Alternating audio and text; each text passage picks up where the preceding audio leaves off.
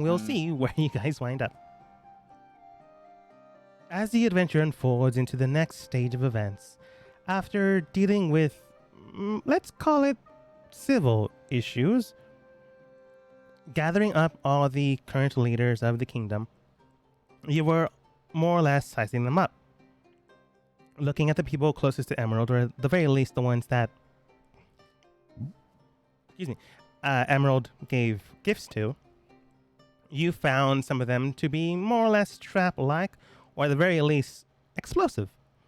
Accidentally triggering an explosive, you managed to survive and deal with the situation at hand. An individual lay lined in the window, waved toward you guys, and then vanished into the sewer line. You managed to grab them, hold them, and then bring them back inside the castle keep. A guard came back asking you the situation at hand. You told them to bring this prisoner into the keep while they were bound and gagged to be questioned later. They nodded, headed out, and then a few minutes later, another group of soldiers came by asking the situation at hand. You then told them to go towards, I believe, where the rest of the leaders were, to go and question them. Blockading the area down, you questioned Emerald, i.e. a instant trial situation, even though who knows how that would fare, but nonetheless you did it. Questioning him on the situation at hand, he more or less didn't outsmart you, but was able to use his words to sway the minds of others. Thane was keeping their guard up, using his own detect thoughts to read his service levels. And you could tell he was casting something, but without saying the words or mimicking some sort of pattern with his hands. Soon enough, before he could cast anything, you casted something on him, and he almost died by the way it looked. Yeah, I know, by the way it looked, but it was not something that should do that. Soon enough, you were able to discern what has happened. However, somewhere down the line, someone shot at Emerald themselves and neutralized them to the point of death, or something close to it, but not something that even Alpani could fix. You were able to apprehend them, and they stated that the king requisitioned this to happen. With a good trial and error system of spells to tell who is telling the truth, it seems like both were telling the truth. However, with Aster and Thane having testimonial against the knight that did this, it was clear enough that someone, at the very least by the one questioning you, they made it seem like Aster and Thane were the ones clearly to believe, and it's possible that someone tricked them. You put him away for questioning, and soon enough, Aster then put it upon himself to give himself his own punishment, which for sure would not fly normally, but, king and all. They spinned it around, making it seem like Aster will be assisting the kingdom in reparation and restoration, as well as infrastructure, repair, and improvement. And that'll take a good amount of time.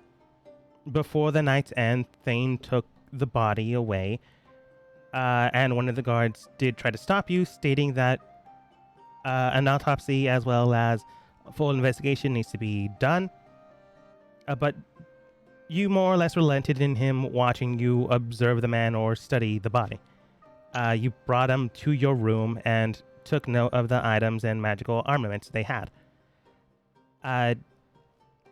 The man viewed over his body and then soon enough did ask you for the items you took. Not wanting him to take them just in case, he took you along, since you are working with Aster, to the vault. Area where a lot of magical things, potentially treasury, aka, is presented there. Thane looked at the pattern structure, aka the keypad of magic in the area, and now knows the pattern to do so. Has to watch out. Thane might rob you. Uh, Soon enough, though, you then were allowed in. Boxes were opened, items dropped and deposited, and then were shown out.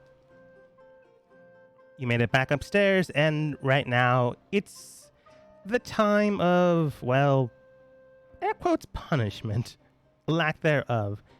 There is no way some kingdom that just was usurped by an outsider is fully going to tell the truth about what has currently happened. They're going to spin this as hard as possible. Right now, it does seem that there is an APB of current Emerald's missing whereabouts. He went missing before the meeting. Everyone that is fully aware of this has been sworn to secrecy, and current documents will later be found that he was cavorting with a potential risk factor. And, well, things will be pinned on him for later understanding. And I'll tell you what those happen when they happen. However, Aster was then assigned to a infrastructure restructure group to help the city. With those building blocks set and potential risk factors that you may or may not be fully aware of, what do you guys do for, let's say, the first month? Let's go with Thane and then Aster. Well, I'm gonna sneak back into the treasury. Do you have invisibility? Yeah, I've got invisibility. I've got greater invisibility. Yeah, there's like no way security wouldn't be near there. As mentioned beforehand, you know that there's symbols there. So once you go into there, you need to cast Dispel Magic or else they're going to trigger. Oh, okay. You were aware of that. Okay, you know that's the thing. I don't want to take anything. I just want to see what's in the treasury. Like, what? Like, you don't have to take anything. It just means that if you don't do that, alarms are going to ring. Yeah, I want to keep the alarms up, but I don't... I know of a way to... Basically, it's going to dispel it for a minute or two. It's not going to fully get rid of it. Like, I can... Yeah, that's what I was wondering. If I can just, like, supersede it for a little bit of time, just to explore a little bit. I want to see what this kingdom has, like, in store of, like, treasures, like, national treasures, you know, like... if there are items in this thing that could be used to Aster in the coming times, you know, because he's don't know if he's come in here to look, or you know what I mean. Yeah. I mean, you wouldn't need to unless you've acquired new things. And I'm going to be perfectly honest, Aster's sister has been taking care of most things other than signing documents that need Aster's signature. Mm-hmm. Yeah. With Dispel Magic, you can easily dispel them for a time. It's not permanent. It's just flickering the off switch, and then slowly it's going to turn back on. So you go greater invisible until you can reach a spot where you can bamf inside. Casting Dispel, I think you have it. Yeah, I have it. Yeah, I think you've used it once before. And currently the alarms are off. There are a multitude of cubbies to large rectangular systems. They don't seem to have anything visibly cataloged, as in visible books. Everything is in a shelf covered with either a door or a locking mechanism, but they're not so locked you couldn't pick them.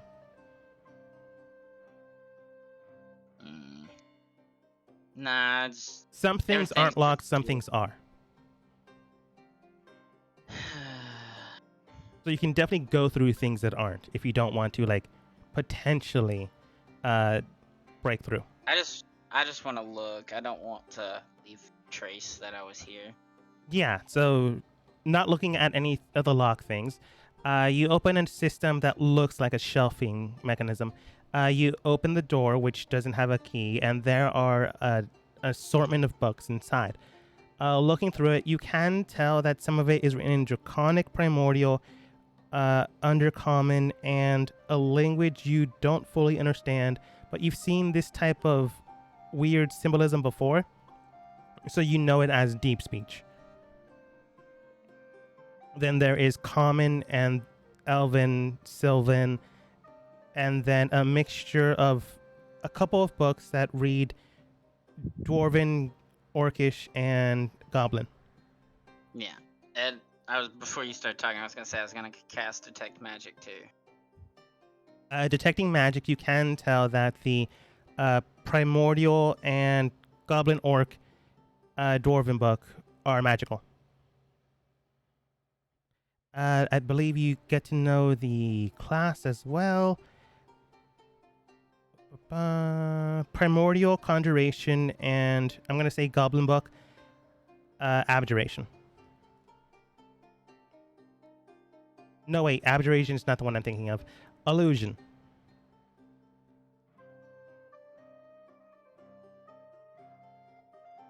Abjuration is shielding. Yeah. In case that helps you. Thank you.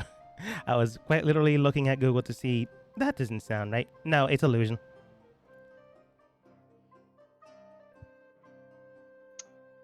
All right.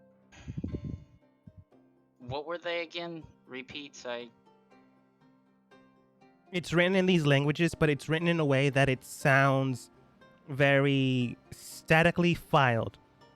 If you had to guess, the covers are just the words themselves, Primordial, and then that one other book, Goblin, Dwarvish, Orcish. I can't read any of them. Like, there's a multitude of languages. It's just those two books specifically are magical. Mm-hmm. But they're not like giving you a titled name. It's just this is the language of the book. Oh wait, don't I have that spell? Yeah, I'm just gonna cast Comprehend Language. Cool. I'm pretty sure that's only vocal, but I don't care. You understand it. I think you have to touch it too, so it makes sense. Spoken language that you hear. Okay, that's right. Yeah, it's spoken language. It's fine. I'm gonna say you read it. Please keep reading. You also understand any written language that you see, but you must be touching the surface on which the words are written. Yeah, that's what I was thinking of. Oh, okay. Yeah. I was gonna give it to you anyways. Okay. Also, sorry if I disconnect. My push to talk button is also mapped as my back button, and I don't know how to change that. Settings? The back button bit. I'm fucking with it now. Okay. Because I know there is a way to change it. I'm just not that computer savvy or Discord savvy. I just know how to make a Discord, and that's it. Anyways. But thank you for letting us know. What book do you grab, Thane? As you can technically read all of them. Both of the two magical ones. Okay. Well, technically you can't read deep speech. It's just a facsimile of an understanding. But you grab both books. Opening up let's go with Primordial first. You open it, and there is a title after opening the first cover page. It does read Reclamation. And following through it, siphoning through what it says. With your time allotted, you probably need a perception check. Go ahead and roll. For what? Sorry. Like to scan through the book, really quickly. I'm gonna read the whole thing because I have keen mind, so I'll remember every bit of piece of information. Yeah, that's true. I think you hold information for like a month. I hope, yeah, for a whole month I will remember everything that I read, seen, heard within the past month. Yeah. You can accurately recall anything you have seen or heard. No, I get that. It's basically eidetic memory. Mm-hmm. Except time limit. Even if my spell goes off, I've got enough spell slots to be able to read both this book and the next book. Yeah. Like, you can't read it, but you can definitely look at it and get the information later. Like, if you quite literally take your time to read it, the dispel would Oh, go yeah. away. Yeah. I'll just flip, like, I'll just, like, gloss over it. Like, I see what's on the page, Yeah, flip, you flip. and then I'll process it later. Yeah, close, put it away, flip, close, put it away. You have like maybe another action of things to do in this room before alarms go up. All right. Those were the only 2 magical things in here? The other, if you're talking about the shelving area you're at, yes. If you're talking about the entire room, four out of every cubby is magical. Alright, I'll worry about that on another trip. And I'll still greater invisibility vamp out. Yeah. Closing book to make sure you leave no traces. Yeah, I put everything back the way it was. Yeah. And you bamf out in an area you know guards aren't around as your footsteps hit the ground. You quickly skedaddle away. And then I'll go to my room, shut the door, and just open a piece of paper and write down everything I saw. And then, like, I'll rewrite those books. That's gonna take a lot of time, but technically you can I've do it. got plenty of time, my friend. Yeah. During the time of these 100 days, you can definitely do it. So I'll just tell you what they are. Okay. The Reformation book is the primordial book. Based off the information you have, you do read as follows. Based off of the understanding of what we know of this land, these continents have been destroyed due to a cataclysmic event involving the primordials and the gods. Long time ago, there was an event known as the Sundering, an event so large in scale that their creations fought wars against one another, involving these beings known as the current day and age humans, elves, dwarves, and the rest of the humanoid beings. Much later did in turn the dragonoid species we know as Dragonborn did emerge out of another ethereal plane. However, based off our understanding, each continent does possess their own primordial being, still housing and living, causing much nourishment in the world to prosper. We believe it is possible that these beings over time have broken apart into smaller beings, now involving the current kingdoms and everything involving through it. Each kingdom somewhat seems to represent a focal strength of its own accord. Ours seems to be that of insight and intellect. However, that is not all that each kingdom possesses. One involves magic, one involves skill, others involve other things. We're not entirely sure what exactly they mean. More information of this needs to be found out. It goes on and on to basically state this person's thesis on the understanding of a primordial and over time breaking apart into its own forms. This person believes that each kingdom is, in a way, maybe accurately or just a theory, a broken part of that primordial. And each one houses its own piece. Right now, formerly, the former king was looking into this topic and trying to see if communications towards each kingdom is possible or viable. And if communications or a connection is viable, if this type of connection could be increased.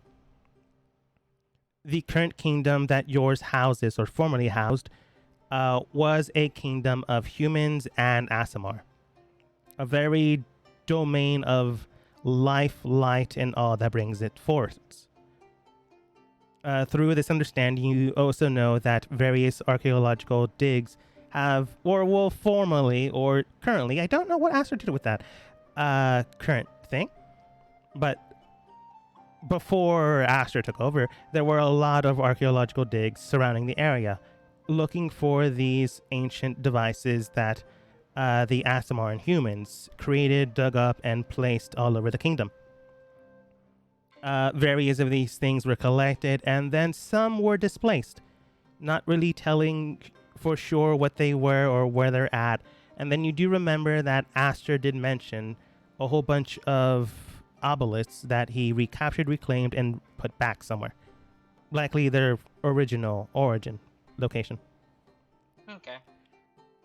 It does seem to be a sluggish understanding of things, and it is interesting if you're very keen of mind, but it feels like a story and a thesis that has yet to be proven.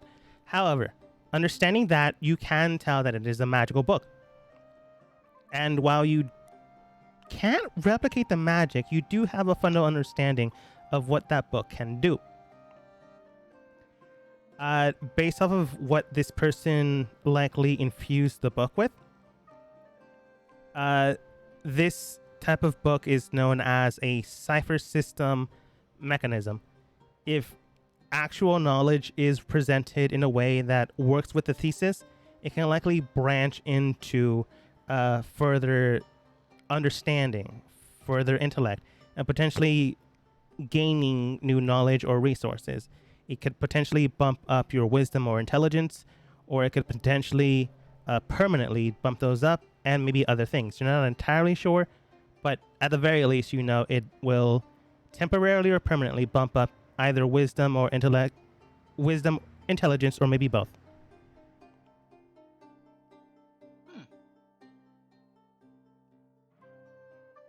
With a book of the goblins and all that nature, it does read kind of the same, but not really.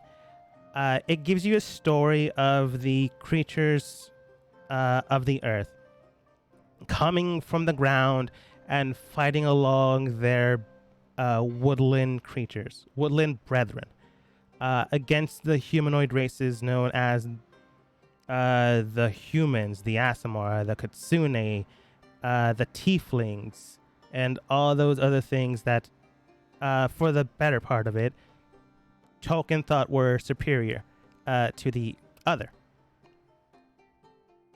Hence why orcs come from the mud. Neither here nor there. At any rate, these beings seem to have forged from the earth itself rather than a celestial being. It does seem to indicate that these things might have been brought up by the primordials themselves. Some people believe that the dwarves themselves came from another source, maybe in between primordial or godlike being, but that is in debate, but not entirely sure. But if you ask the dwarves, they will tell you, no, we come from the gods. And they might. Again, another person's thesis. Based off of this information, you can tell that, yeah, this scene was gruesome, this type of fight was all-encompassing. And at this point in time, this is just general knowledge that people may or may not get or understand, but with this book, you can tell that someone was looking to it far more than anyone ever was. Based off of all this knowledge, you can also understand the concept of what magical ability the book has. With this book, you are able to enhance your constitution and your charisma. But again, you can't exactly replicate the book other than the words, but you do know what the magical effect would be. Yeah, so if I spend enough time reading this shit, I'll be good. I can gain the ability, right?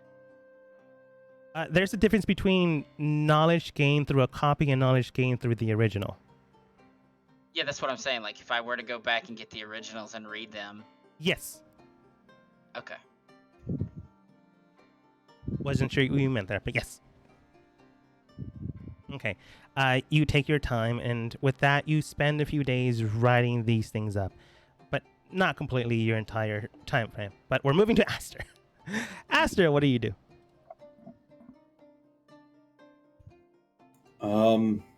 What section of the city is in the most dire need of help at the moment? Based off the structure of your own city itself, that would be the... I forgot what name I mentioned to you. It's written in a couple of different ways in my notes. I imagine it's whatever section of the city the tieflings and whatnot were camped out in. Yeah, but there were a specific name I gave it, and there's also a specific name I told you. Is Not. is it by chance the Warrens? It might be. Sure, let's go with that, because I can't find it right now, which is weird. But the worst place would likely be the place non-humanoid life has. Well, let's say non-human life was presented. That would be the first place you guys slept and ate at. Nice enough place, however, there is no infrastructure there. There is no plumbing there. There is nothing there. You literally slept in a tent inside of a city. That for sure would be the least built place in the city.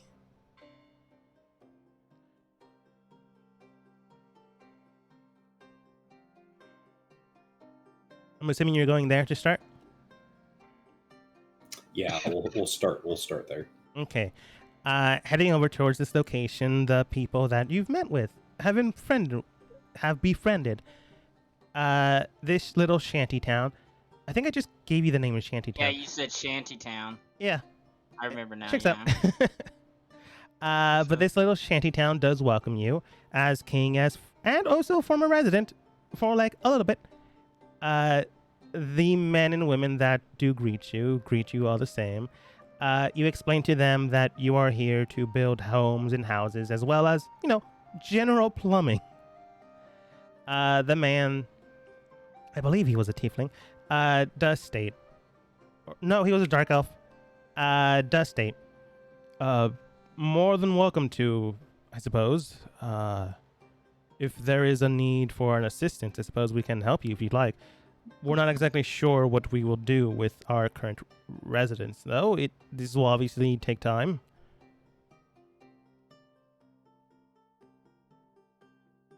All that wish to help, May. It is good to be involved in one's own aid.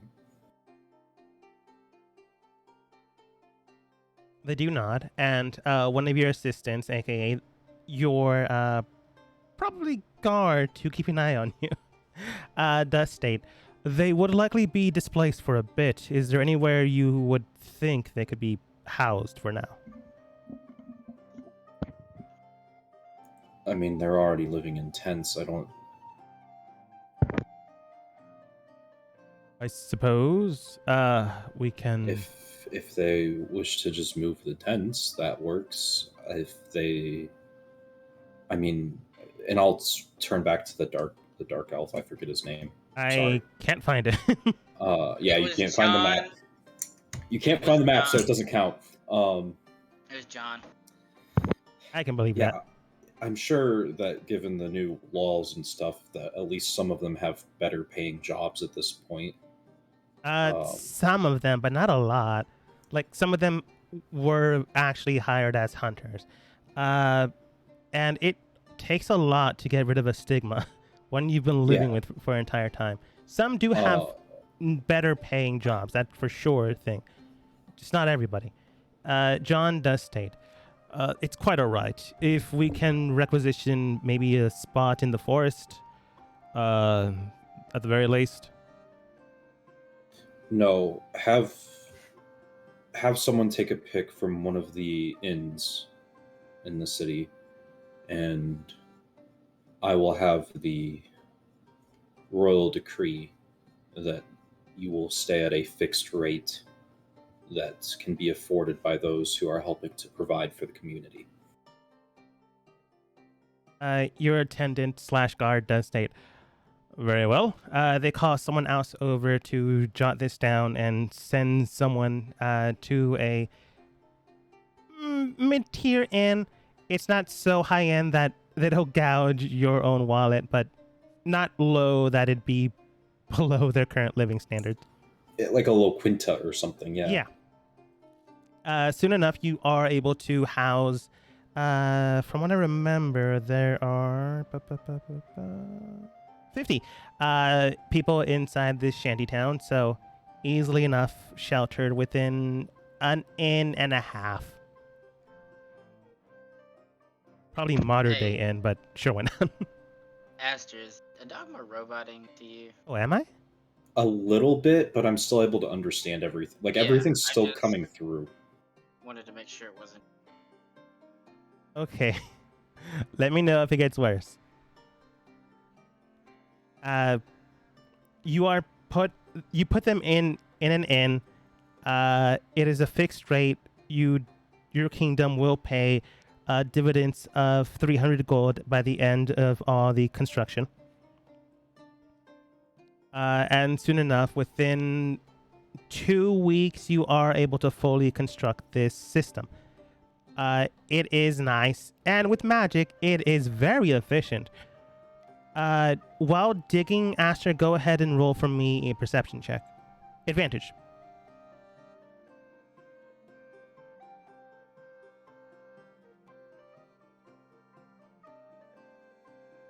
Hopefully you heard that. I did. I was not ready for a roll, so I'm having to get my sheet up.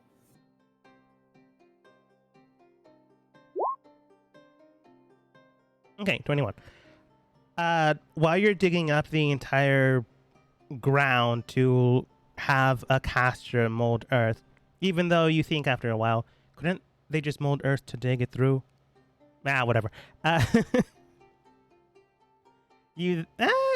No, this actually does make more sense. You eventually realize, let's have casters do this, and then realize, oh yeah, they're gonna do it so much until they get exhausted.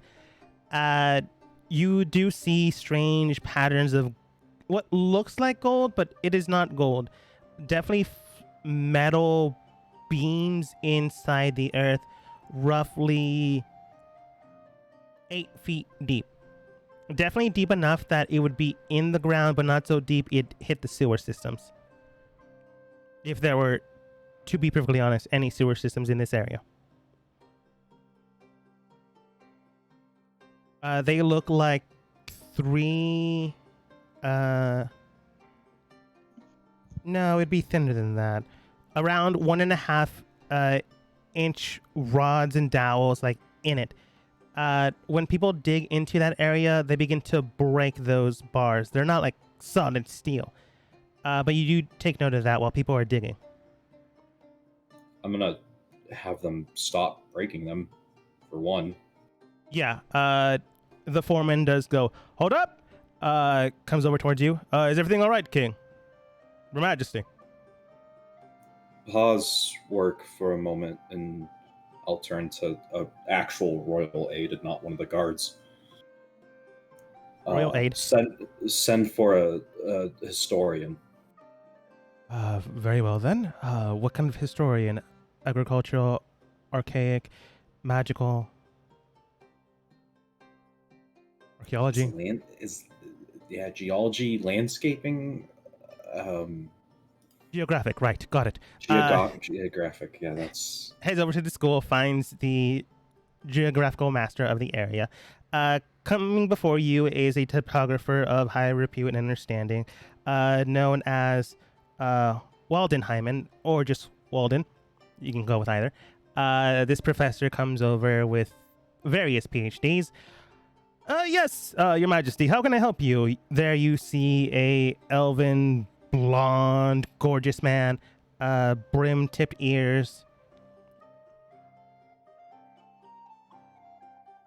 We were digging here in the shanty town to construct proper homes for the fine people that live here, and we came across some interesting...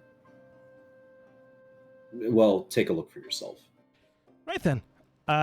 He begins to cast minor illusion in the area to get a 3D miniature scope of the area. Magic. He then examines it with flickering of his fingers. I've never seen these before, or at least not recently. These shouldn't be here, if I generally have to say. Well then. First, these aren't exactly dangerous. Well, not dangerous to anyone that doesn't have magic. Which, far and few in between. What these things are known as divining rods. They are able to hone in and connect with various natural orders of magic and things of that nature.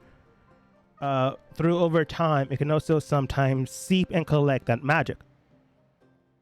If I had to guess, someone placed these here, as these things are not native to this location, let alone these kingdom.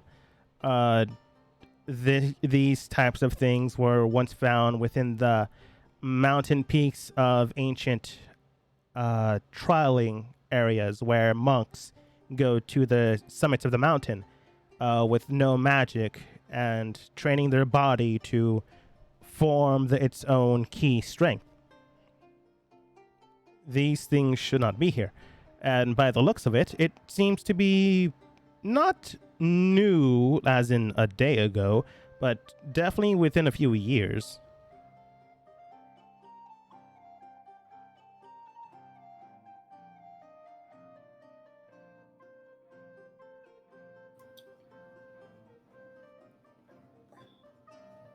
They would be not problematic if you remove them. It's just strange that they're here. And unless you house them for a few centuries, the people would be fine. Like, the person specifically would need to live centuries themselves in order for it to affect them.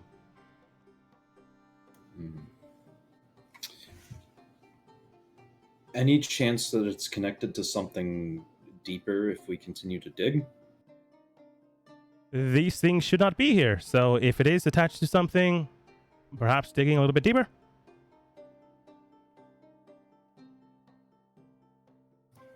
Foreman, slight change of plans. Continue the digging and the construction, though treat this area around the rods as more of an archaeological dig. Dig gently. We will dig gently here, and we will try to excavate these rods rather than destroying them as we progress. Right then, sir. Shouts out towards the rest of the people. You heard him. They go back to work, and soon enough, like 100 yards away, you do hear someone shout out, "We found more rods!" And then to the west of that, you hear another person 2 minutes later, "We found more over here!"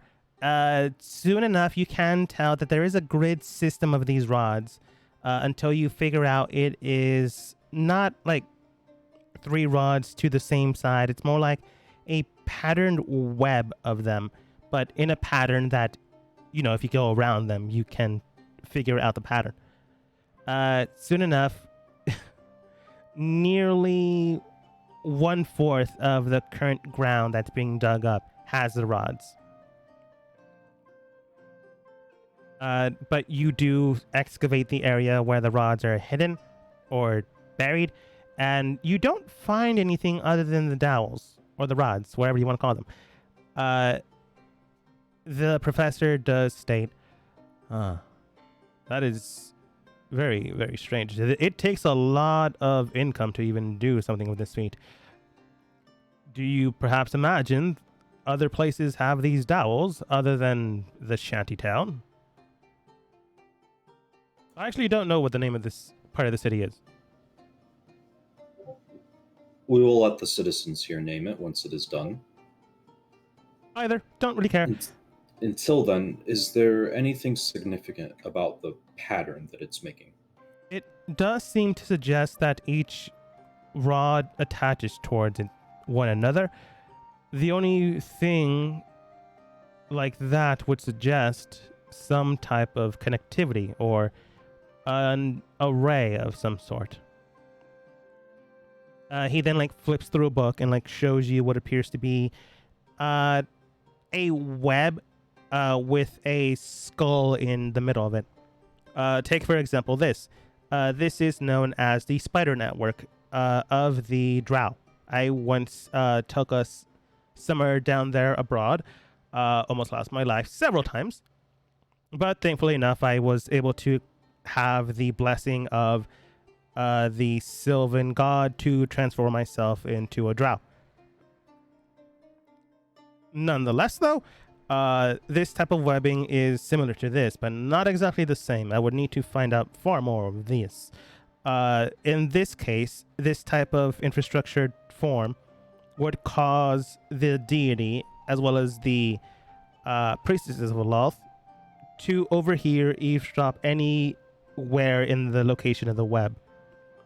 And he then like flips it over, and then there's a small little spider 3 feet away from another depiction of the web, but like 3 feet away from that part, or any of the located doweling areas. For them, it would be spiders. If this is something similar, if I had to guess, someone is trying to keep an eye on things as far-reaching as possible.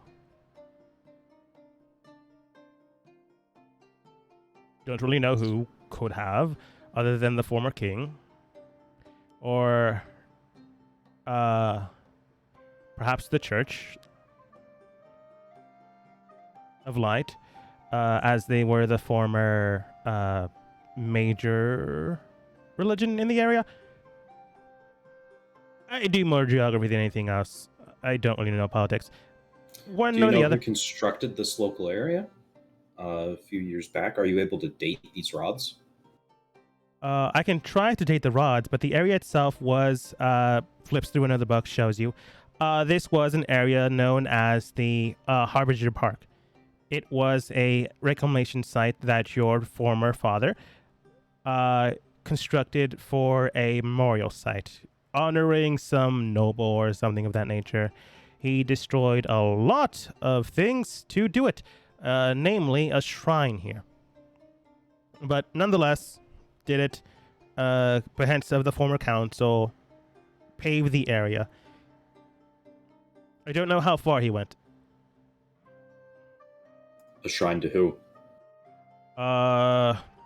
That's not geography. Let's see if I have it in this book.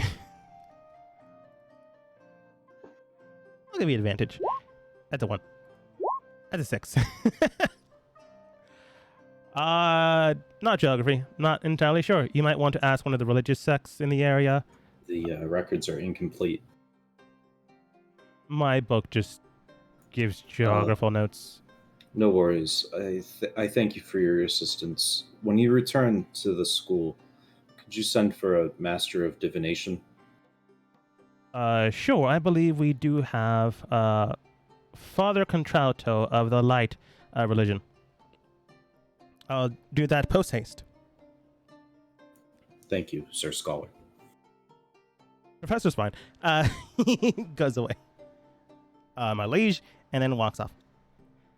A few hours later, again, we're not like at a work stoppage. We're still like continuing excavating. Like there's plenty of area that work can still be done. It's just these selected areas are annoying to work around. You continue to work, and then a few hours later, Father Contralto does come forwards, garbed in a gown that is rather elegant for his stout features. He is a bald man, Caucasian in origin maybe, but with a burnt tint to it, freckled face, and emerald eyes. Yeah, emerald eyes. Comes forwards towards you, and in a very monotone voice and very, very eerie, welcome, King Aster. What can I do for you? Thank you for coming so quickly, Father. We are not in the church right now. You may call me Contralto, if that is your preference. What is your preference? Either will be fine, as he gives you a bright smile. Very well, then, Contralto, my friend. Creepy motherfucker. Creepy. At the very least, the way he speaks. During a bit of excavation and digging for renovation, we unearthed a number of divining rods. I was told that they can be used for clairvoyant natures, so I thought it for the best to send for a divination master, though one versed in religion such as yourself is an added bonus. Of course. If you'd like, I can examine them. I would be very grateful if you could make sense of the pattern and if you could tell if they were being actively used in some way. Gladly. He moves forwards towards the dowels. Unfortunately, he doesn't have minor illusion to do all that stuff. And he begins to divine on them. Casting a spell you would know as Identify. He begins to more or less look through it, but then glowing light begins to shimmer and shine from his palm. You can tell that is not part of the spell. In fact, he's not casting another spell. It's just light brimming from the area he's currently like waving his hands in front of the dowling rods. And then the light just like a water droplet falls from his hands, hits the dowels, and then the dowels begin to glow, spreading that light. But as that spreads, once 3 seconds are up, it begins to fade away as it continues to spread. Like if you drop water in more water and then the ripples happen, and then the ripples stop after a while. Huh. That is interesting. He then walks over towards you. I see we do have a problem here, Your Majesty. These dowels, these divining rods, as you spoke of them, do seem to be clouding the light's judgment. I suggest you get rid of them. Clouding in what way? They are absorbing my connections with the light, causing impairment. And I believe if they are anywhere else, it might be doing so at a far greater scale than even you or I are aware of.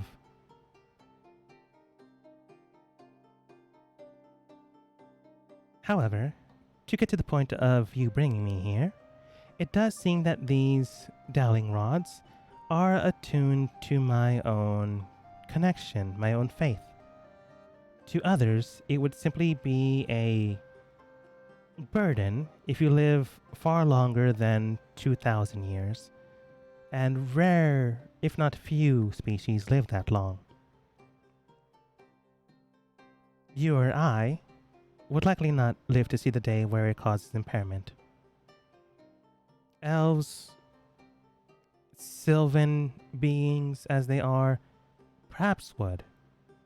Nevertheless, though, these devices don't seem to be hindering anything at the moment, and do seem to have something close to divine providence in itself. If someone is able to connect with them, they would be able to understand the current understanding of the location they scry on. And since the devices are permanently there, they could do this at their leisure.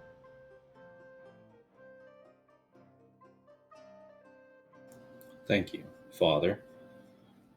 Of course. I think that'll be all. I will try to do something about this. I don't wish to destroy them outright. Oftentimes, when something like this is presented, there is a better way to make use of it than destroying it. The light can divine, and it can overcome this darkness. I can see that happening, and cause for concern is only limited in scale if someone cannot do anything against it. If you do... Well, we know that it is here, so we know that we can fix it. We can destroy it if the need arises, but once it is destroyed, there is no going back. Of course. And if you do require the light's assistance, as your father before you, we would be happy to assist.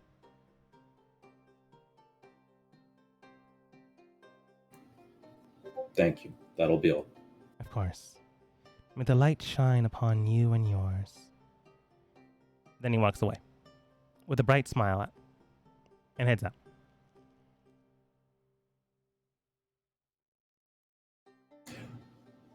I have a spell I want to cast. Uh-huh. This is likely going to be your last action, and we'll see what happens.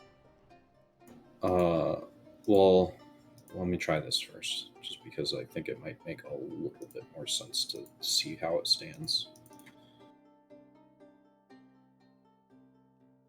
Sorry, I closed it on accident.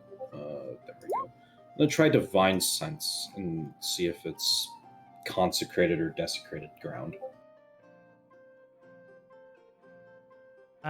You use your divine sense to see if it's consecrated or desecrated, and it is classified under neutral, which is very odd. By the way it sounds, by the way these things should work, for sure it would have some scope and scale of, is it celestial, is it undead, or other?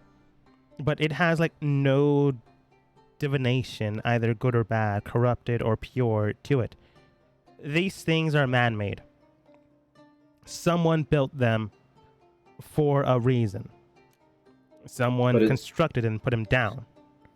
But there's like a feeling there. It's not neutral in the sense that it's unaligned. It's neutral in the sense that it's not consecrated or desecrated, but specifically neither of those, right? Correct.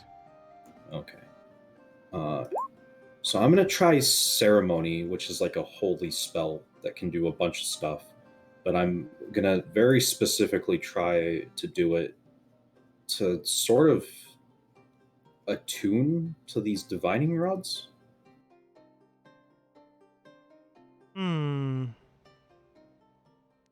That's going to be very hard since you're not exactly sure what you're doing.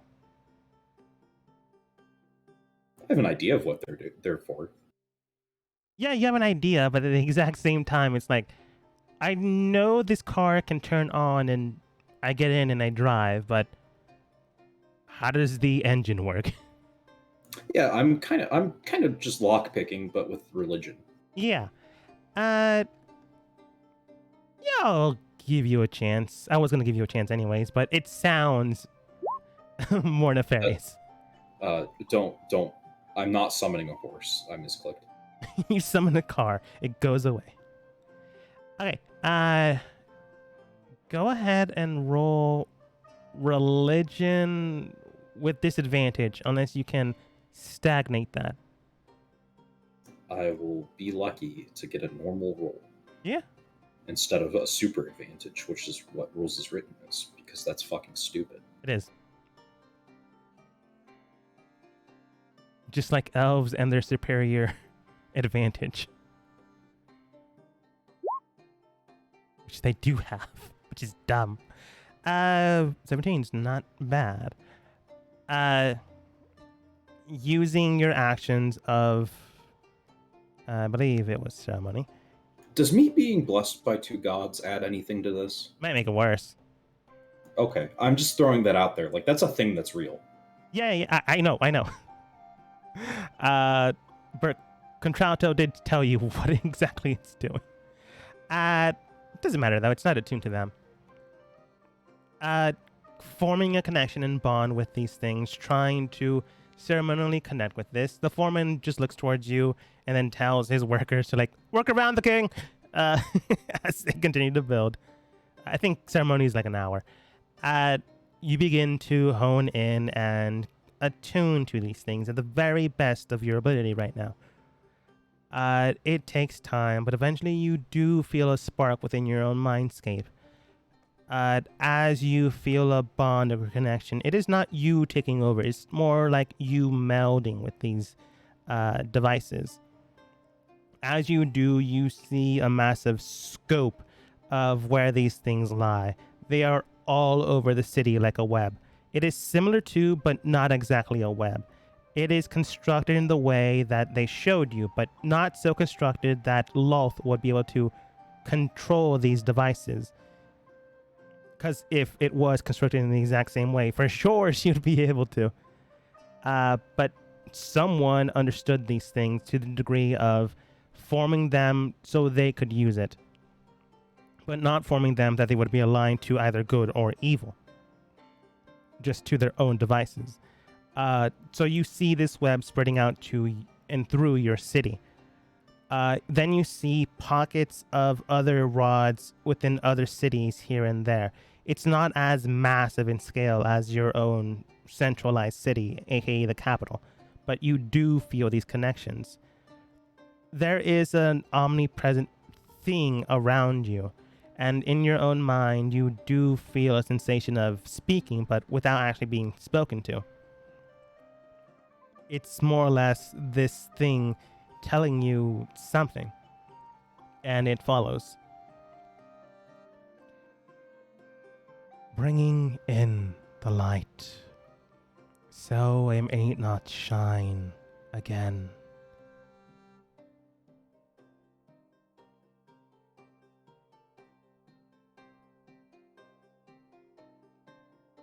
And then after a while, it then states, bringing in the light, so it may not burn anew.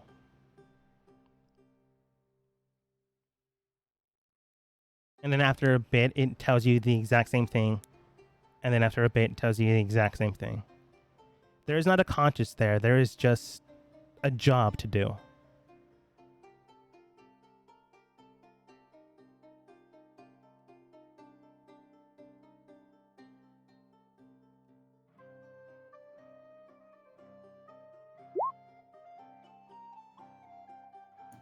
I heard that right, yeah? Bringing the light so it may not shine again. Bringing in the light so it may not burn anew. Shine again, burn new. Okay. Yeah. Could- Go ahead. No, you say yours. No, go ahead. Damn it. Assuming that, well, I'm not even assuming. I know this was man-made, so I'm gonna extrapolate that whatever this command was placed here by someone else. I want to try to override its two commands. Are you overriding to something new or just stopping the process? To something new. That's going to be harder than stopping it. We're going to get back to you in a bit. I assumed. Fine. It's been some time, but you've written the books down. Okay, now it's time to go get the books and learn them. Yeah, technically. Like, you know, Aster is doing a mission project in the city to help infrastructure, help the populace, and blah, blah, blah, blah, blah, blah, blah. You can ask him or his sister if you can look at the treasury without yeah. breaking the law. Permission. Fuck. Yeah, Aster. Let's go find Aster. Like, you don't need to do this if you didn't want to. No. Well, I mean, because I do want to take the books out It's also physically, and I don't know if they have people going in and keeping record of what's in there. So I could take it, and they find that they're missing, and then all hell breaks loose, and I'm thrown in prison. I think you did help Aster with reports and things. There are weekly reports of things and inventory things and blah, blah, blah. So, yeah, they wouldn't show anyone else except for maybe Aster and his sister specific things, but for sure you can probably guess. Yeah, there's probably an inventory that's taking in. Yeah, I'll go ask Aster. Yeah, or you can steal the books. I'm just letting you know this is a thing you know.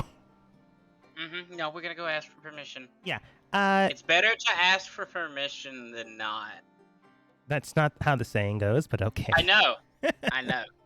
You find Aster currently contemplating having to do with dowels. He, on a piece of paper while he's constructing things, he has dowels equals money equals profit equals new question mark? Question mark, profit, question mark? You find Aster currently contemplating a few things while his foremans are working around him. Yeah. How should I address you? You hear in your head. How should I openly address you in public? Is it okay if I just call you what I know you by? Can I respond? No. Yeah. We Not have in the those head. rings. Oh, yeah, We now have the you can. rings. Okay, yeah, I know that I can respond sometimes, but not all the time, depending on the method of contact. Yeah, Thane, you weren't clear. You use the ring after you can respond. Very publicly like this, it is perhaps best for my liege, my king, though I know you are not of this I'll do nation, King so Aster. King Aster is acceptable.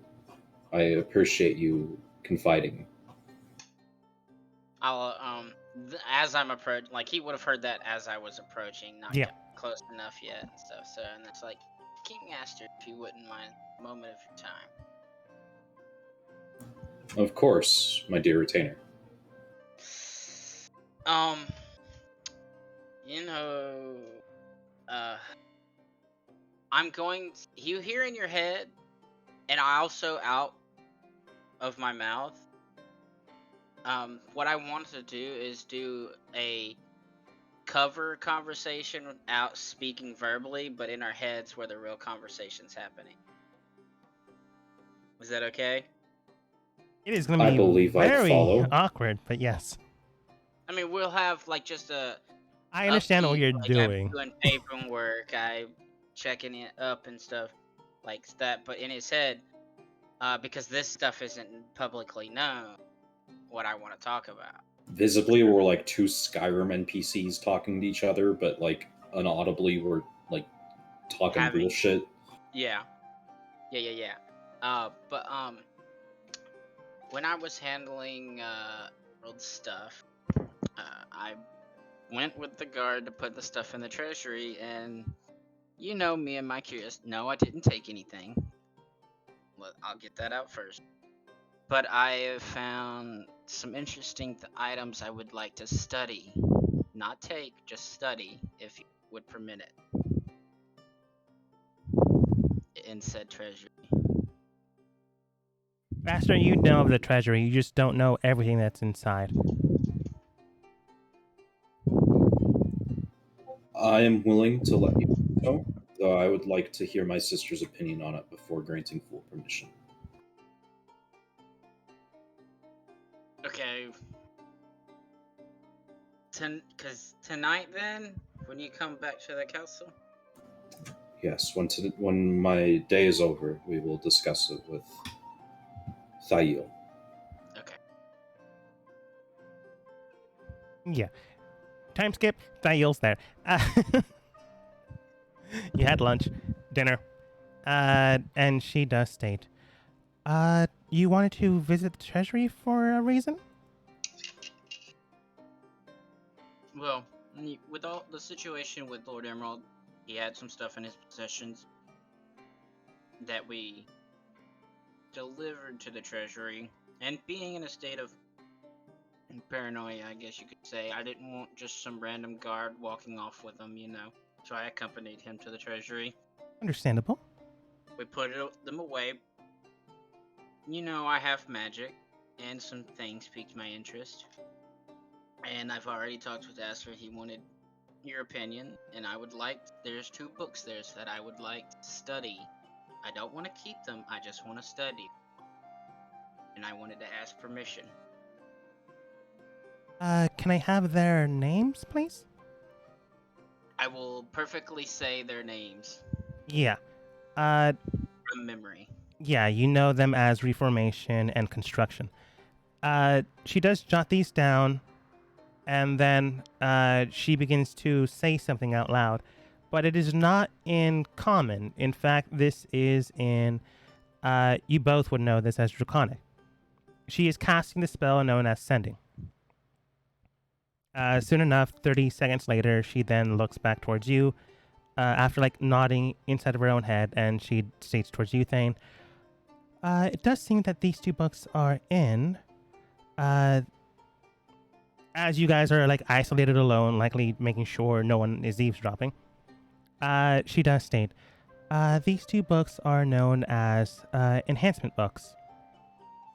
The one that fully reads these books are able to enhance their attributes by a good ordeal. However, once fully read by an individual, they do lose their abilities after some time, and then they must be recharged after a full 100 years. I am fine with you reading them, Mr. Thane, so long as King Aster allows it. But we only have 2 in the reserves for your information. I know what they can do. I think I just want the one that you said that what was the word? The one that does intelligence / wisdom. Intelligence and wisdom was Reformation, I would Constitution, love, Charisma, Reconstruction. Construction, sorry. I would love Reformation. That's the word you said. Yeah. I'm sorry. My head's been. It's fine. It's fine. Weeks. I'm sorry. My head's just. There's so much going on. I haven't talk. Yeah, it's fine. You can just say Reformation. Primordial Book or Goblin Book. Primordial. Yeah. Very well then. Looks towards you, Aster. Is this by acceptable? the way, Aster, you probably might want to read the insert name here, but for the Constitution.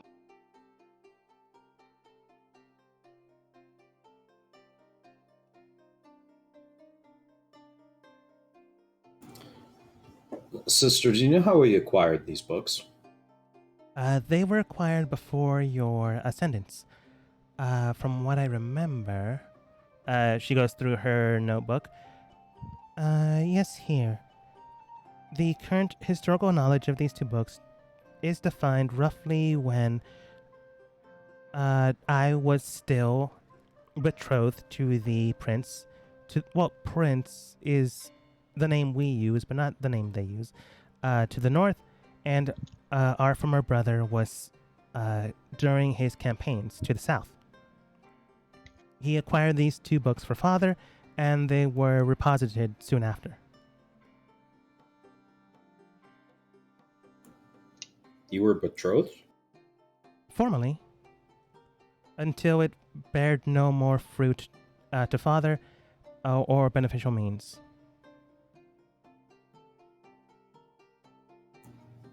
And what did you think of the young prince? He's okay. Nothing special. And again, it's the terminology we use, but in Luminera, it is something else, known as the house ruler. And there are a variety of house rulers. Have I done any business with that kingdom? You have. There are a variety of house rulers, but there are 3 specific ones she's likely talking about. House rulers just means the matriarch or patriarch of the general branching society. Think of them as giant mobs that run the entire city. Yeah. Have I had any business dealings with the 3 major? For sure, you would have dealt with branch families or something like that, but only someone of high repute would be dealing with the main family. Thane, if you believe that is your... I mean, I felt like I was pretty well known as a private, hence the reason someone decided it was time to get me out of the business. that feels more like up and coming. But sure, we'll go with that. I mean, Thane, go ahead and roll history advantage. Somebody up and coming could have wanted to get me out of the way so that they could take my spot. I guess that is also possible. 20. Okay, cool. You are aware of these families, and you do know of 2 of them. You haven't dealt with one, but you have dealt with 2. One of them is known as the Mechanics, and the other one, well, these are just general titles. The Mechanics, and the other one is known as the Magic, which sounds weird now that I think about it. I should change that name. Magi. Do that. Probably. Let's go with Magi. I think I was trying to spell the word magique or Yeah. magic awkwardly. Probably. And the Magi. So, was it part of the Magi family or the machine? Yes. They are the archonic branch within the kingdom of Luminera. The Magi family. I've had business with them. They're nice enough fellows, so long as you're on their good side. We traded my hand for general information on reformed new magic and the like on their end. But after Father and his scientists, I believe, found a way to do it without their knowledge, our contracts were annulled. This was maybe 3 years ago. Attica, have I met the leaders of the said family, or just not important? If you wanted to, sure. You rolled high enough. Okay, I'd like to have met them. It's also not important, so yeah, you met them. It's important to me. Yeah, that's fair. You Like, never for know. this specific situation, it's not important, but it's important to you. So, yes, you know them. You do know them. I'm just going to type them up.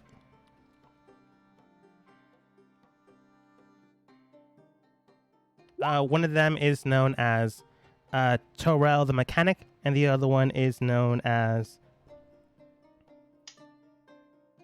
I should change this name. I'm changing this name. Nah, I'm going to keep it. So I would know the said parentheses that she was engaged. Torel the Mechanic and Farthnar, which I should change that name. Yes. The Magician. Her son technically is the prince that she was betrothed to. You know of him, but you don't know him personally. It'd be weird if you hung out with your business associate's kid. Yeah, it's fine.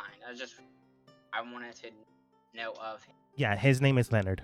I'm just gonna go with his name. You knew you were engaged to Leonard, huh? For a time. Nice enough. Whenever he got out of his room to spread his legs. Always, usually in a book. Sounds about right with that family. Right. Well, if you need anything else, let me know. But Aster, this is your choice. I have no qualms with this, but we only have 2 of these books. Was Leonard your type? No, I prefer someone that actually is committed to a relationship. You're not sure... No, Aster, roll insight. I'm gonna read her thoughts. You don't have to roll insight, but I want to see what Aster thinks. Can't really understand that. I need Makes that sense. juicy. I'm gonna feel lucky. I want to re-roll that. That's quite low. I need to know. I'm just going to tell you straight up what Thane hears within the scope of her mind. Unlike someone, Aster, you feel like this is a jab between you and potential suitors you keep somehow having around you all the time. And then finding a new one every other week. You feel like it's a sister jab, but at the exact same time, it's still a jab. I don't think Leonard would be right for your sister. I mean, your sister is a beautiful woman. She'd be wasted. Thane, if you say anything else, I'm going to tell your wife. My wife knows my preferences. I would certainly hope so. But if you excuse me, as she walks away. I think it lasts for a minute, so inside her mind you just hear, oh, thank you. Like, polite thank you. But then she's gone. Hopefully. On one end, it does still have her here. On the other end, it does not. There we go. She's gone. I I look over and smile at Aster at that comment. But yeah, if Aster wants to give away one of his treasures, is more than welcome to. Kingdom's treasures, technically. If you had to guess, they're likely going to be used for potential risks later down the line.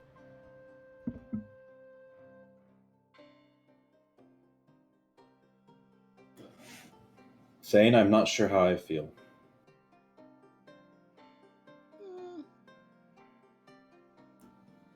Truth be told, I don't think either of us are worthy of such things.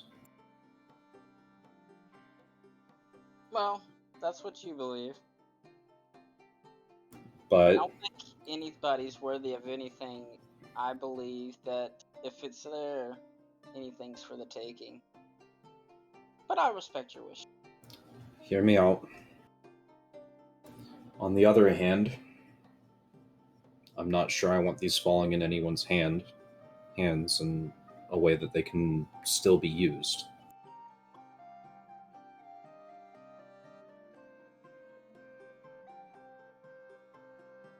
I mean, if I use one or both, they won't be usable for at least 100 years. And then I can just read them again in 100 years.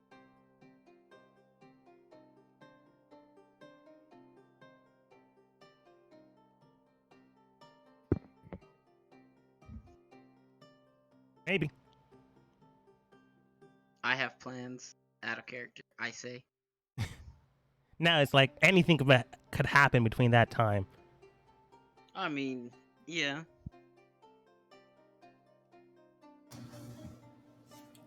Captain Thane, you are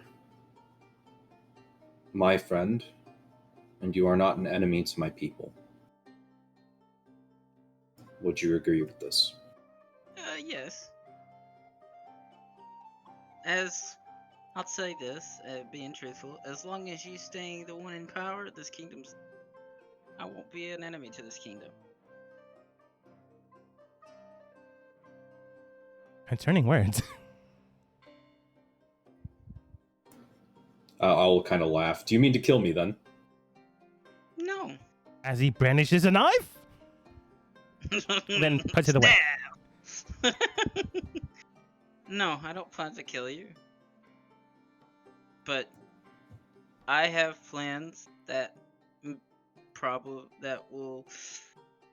I'll probably outlive you. So that. Aster thinks of his mutilated body. Most people will likely outlive me. I can only hope to do good with what time I have. I have plans to outlive just about everybody. Grand ambitions, then. Indeed. You have to have ambitions like that when you. Are we alone? Yeah, I said you were alone. The only one there was Aster's sister until she left. Say the name. Say the name, Dogma. Fail. Yeah. Well, one has to have great ambitions if one wants to devour a god.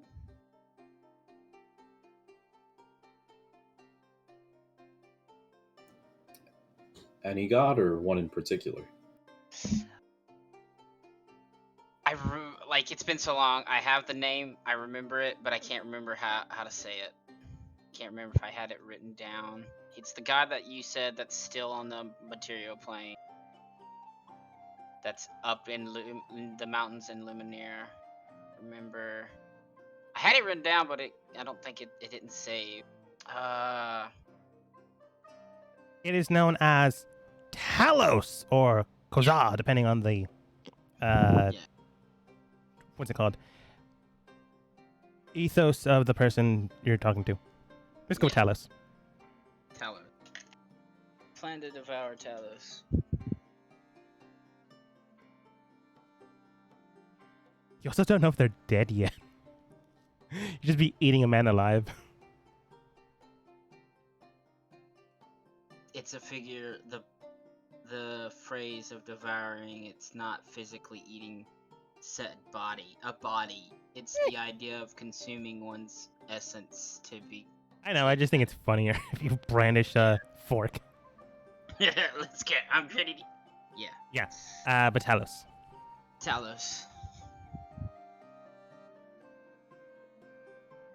I will not ask your reasoning, and I will grant you the book on a condition. Speak. Swear fealty to me and my kingdom for as long as I preside over it. Do you want this now, or do you want it in front of others?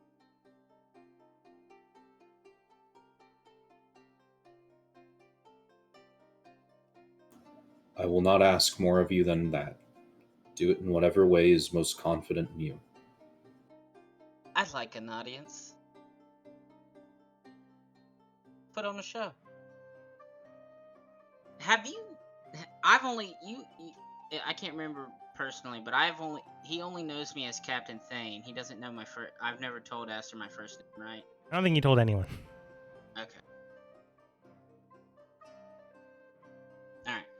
Let's have your council and the people important. I'll swear in front of them. Tomorrow morning, then, once the council assembles, I will make sure Fael is present as well. All right. Your sister is part of the council. I will state. I just know that sometimes she heads out early in the mornings for school. Oh, yeah. That does make sense. What am I talking about? Glad you remember. I will also put my stipulation. Fealty to this kingdom as long as you're enthroned. If something were to happen and your sister were to take over, I'll still be friends. I'll still swear fealty. But the moment that your bloodline ends, the bloodline of you ruling this country will be the time I break ties. That's a common tradition. One of the reasons why kings and queens at the time needed a bloodline to continue. Yeah. So, yeah, I've known you for a little bit, but what's your last name again? Altor? Altor, got it. What? You don't know my full name. Don't judge. It does not come up very often. I have to use titles given my position. Mm-hmm. Would you prefer me call you something else? Dennis. Thane is the name I go by, but it's not my name. I surmised as much. Thane's just an alias I use so that when my mother was still alive, so people wouldn't connect us. You forget, I've lived on the seas my whole life. I have many enemies. So, alias sometimes good. But, neither here nor there. In the morning, I will swear fealty to you. Maybe this'll, appease your, people. Or make it worse. You won't know until we find out. As the day progresses and as night falls, Aster coming up with ideas of how to deal with the rods and wondering what Thane meant. Morning comes and the council is in procession. And then also, Aster's sister is dragged to be there early in the morning. You give her a late slip for school or whatever. Can she write her own as like an acting ruler? I guess she could. I was just making a joke, but I guess she could. Sorry, I was busy doing literal queen shit. No. She is present there. Are you casting ceremony? Or having a ceremony? I was just looking at it Okay. to look at something. But the procession of the council and some other handful of people that take documents here and there and stuff like that are in the room. Thane and Aster, you basically get their attention.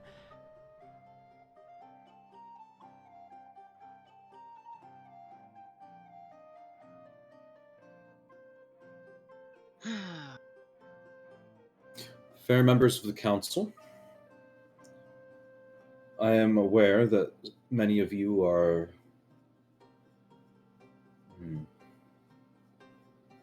worried about my retainer having fealty only to myself as a friend. And so on this day, Captain Thane will swear fealty to me as king and to our nation for as long as I or my sister preside over it.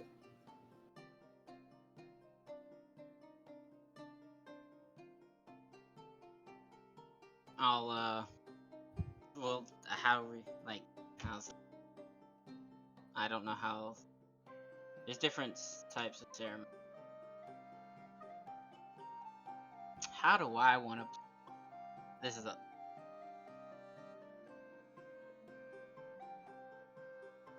yeah, I'll drop to a knee in front of Aster.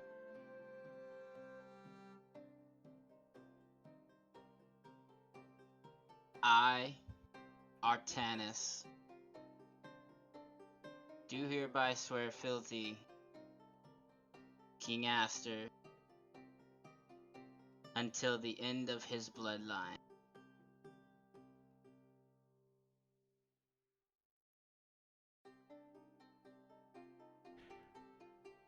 As you do so, fealty given and struck. If I had to guess, Aster does the standard blade to each side and then presenting a blade towards Thane.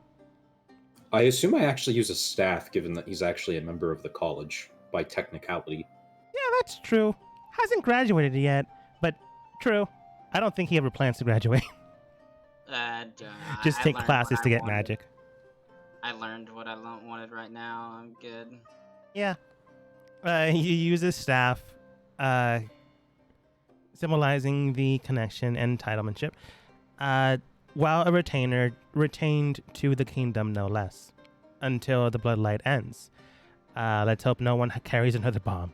Oh, speaking of which, he's still medically being taken care of, which is why he's in here. And, questioning and all that, seeing if he was truly involved or he just got exploded. Colette and Carl are there. Injured, but alive. But as Thane, or the true name given, are any of you looking at the councilmen's faces while doing the ceremony? I imagine I'm the only one able to see them, given that Thane is kneeling in front of me. I'm looking through my familiar's eyes, and it's looking at everybody from the ceiling. Yeah. Both of you give me perception checks. I'm going to tell you it's going to be very hard, though. 5. It's more than a 5. Do I need to use the pseudo-dragon's perception? Yours is fine. It's your own perception, not the pseudo-dragon's perception of the environment. Yeah, true. This is just a quick thing, so if someone does realize or put 2 and 2 together, you're not fully aware. But they are interested, from what both you can tell, but maybe because, Thane is finally swearing allegiance to at least something in the kingdom. However, this is also a problem, and Thane, you do know that if push comes to shove, Aster can put soldiers on your ship to defend borders if need be. However, your word would need to be applied. My crew's doing what they want. I don't own a ship. You do. Actually, you do. Technically, I do, but technically. Unless you put it underneath your wife's name? Ex- I don't know if you did. Tell me Yeah. now. Yeah, I did. I mean, that's how I like. Yeah. Okay, cool. Then he can't do anything with your ship. I mean, I'd be more That than would have been a willing. concern. Yeah, I know. But that could have potentially been a concern. If, like, war is enacted, he could call upon all available ships, which would include merchants that possess them. If I had to guess, you put it underneath your wife's name for tax evasion purposes. Oh yes, and for said purpose like this, because I've had ties to other kingdoms. You don't tell anyone that. Nope. No, that's my deep darkest secret. Yeah, but procession is done. People begin to clap, and Dean does state, "It's an honor to have you, Sir Thane," or whatever title. Thane. Fine. Very well. Goes back to work. Okay, bye. Soon enough, Aster's sister and the rest go to work or go to school, college technically, and you are left to your own devices. While they're still in the room, you can just walk out, and you do so.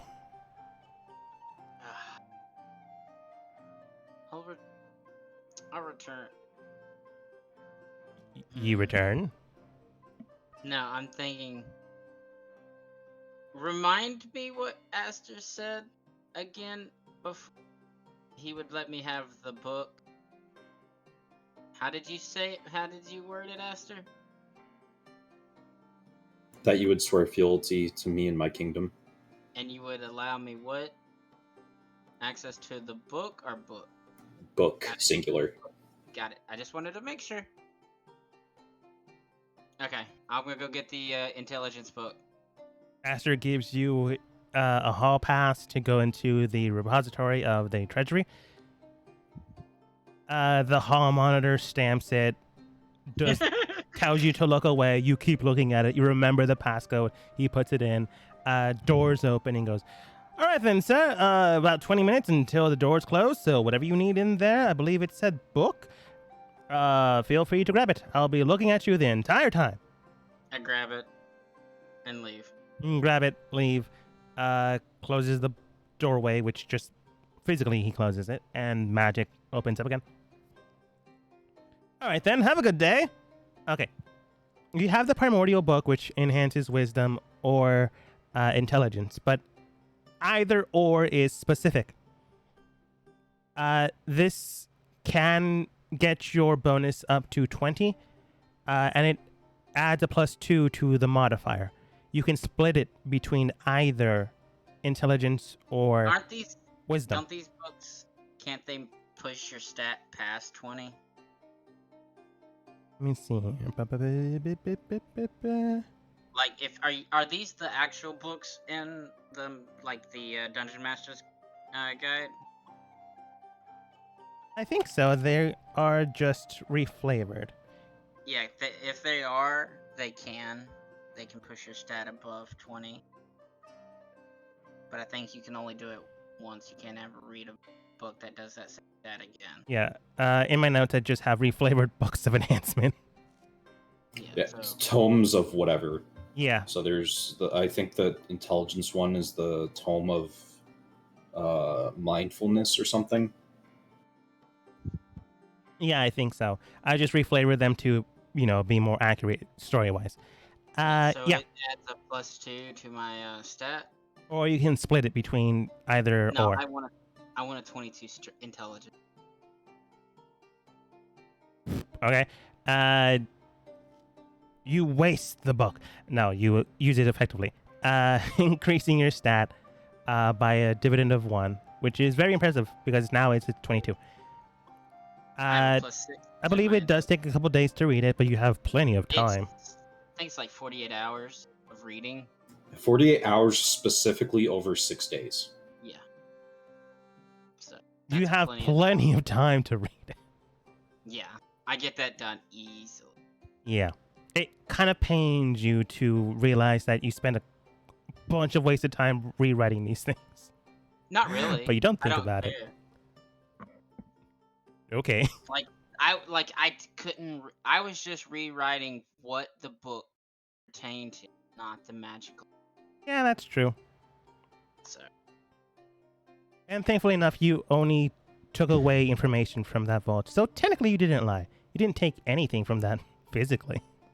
I could technically go in there and read every single fucking book in there and remember it and write my own books and say. At least for a month. After a month, you'd have some trouble. But, you've written it down. Anyways, some days pass and eventually you do get that bonus. So, include that already. Man. Now I just need to wait 100 years and I could do it again for my wisdom. Again, book could burn. You could potentially die or fail in the ritual. What are you talking about? He gave me the book. It's sitting in my bag of holding right now. Bag could explode. I've done it before. I'll do it again. Not to you guys, but to a different group. I've done it. I think twice.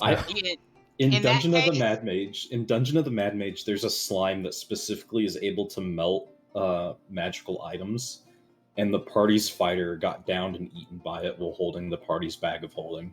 That's funny. Specifically, go ahead. What's that spell that lets me have a pocket dimension, like a treasure chest in a pocket dimension? Oh, Lehman's secret chest. Uh-huh. Yep, that's what I'm going to get. I'm gonna go find what's his face. Yeah, you need to craft like an ornate chest valued at like 500 gold or something. That has a weird material components. I have plenty of. Yeah. I sold spell scrolls. I can sell him a spell scroll. I won't actively attack your bag. I'm just saying I've done it before. The only reason why I've done it before is this is for that to protect. Not actively. Like, hey, you're gonna actually do it, but it's precautions against creatures that could possibly. Yeah, I get it. The only reason why I've done it before is because they hid a valuable gem inside of their bag of holding while an enemy was looking at it. An enemy attacked with a knife, and the other enemy stated it's in the bag, so they cut through the bag, not knowing it was a bag of holding. For sure, awkward situation.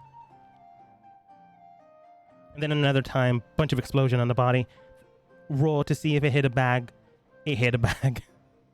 You said what's it called? Liaman? I think it's Liaman's secret chest. I know what you're talking about, but I don't know the name, so I'm going to go with that.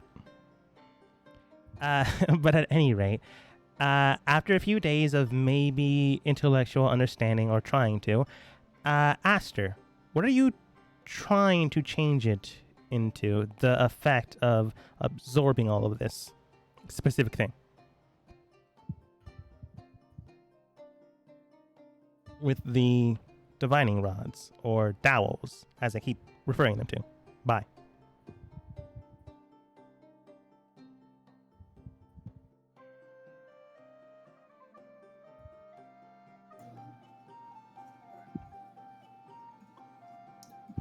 Do I have to? Do I get the sense that I'm replacing both or one, or how does that bit work? The way it's structured, it feels like a two-pronged thing. If you're trying to change one, that is one difficulty. If you're trying to change two, that is two difficulties. One can work without the other, but it honestly depends on what you're trying to do. I want to overwrite both of them with a singular vow, and then make that vow ironclad in such a way that if it is altered, it destroys the network. It's gonna be hard. What is the vow?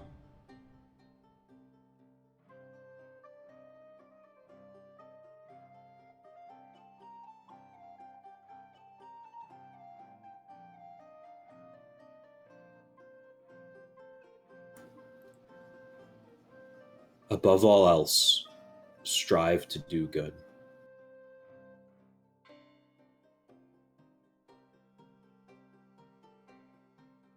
Hmm.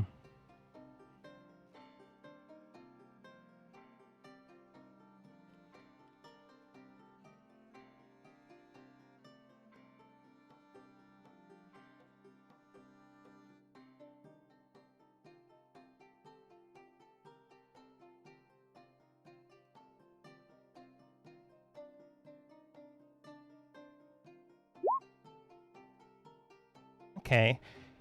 Let's see, you're altering the initial and then the former, but since you're changing both, that isn't truly an issue.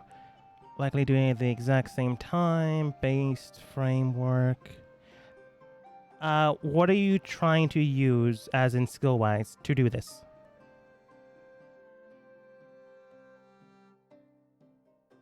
This does require 2 checks. I want to use my strength and commitment to my own convictions. That is not a skill, that's just an attribute you have.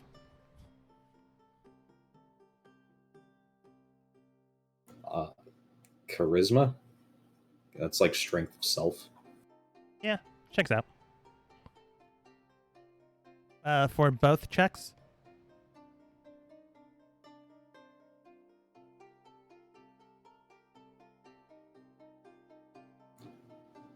Yeah, probably. Okay. Then I'm Does using a different thing change how it would take root? Yes. Like, you don't fully understand these things, and you're likely going to be fighting against 2 specific skills of their own.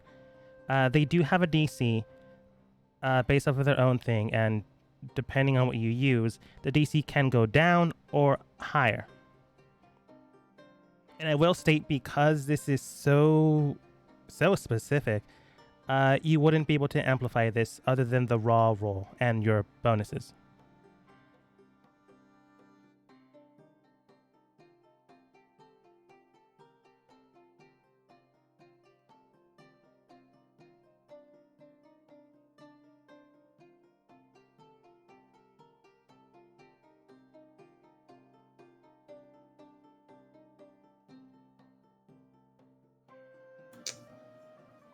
Yeah, I mean, yeah, the strength of my conviction and my belief in my own vows is definitely charisma, and that's all I'm gonna use.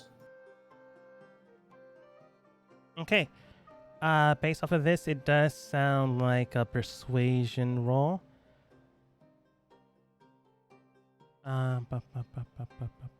Let's see here, the convictions and ideology of the person that did this.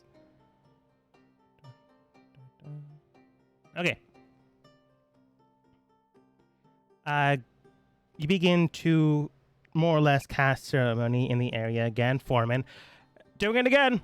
Work around them. They begin to work around you as you solidify yourself in this area.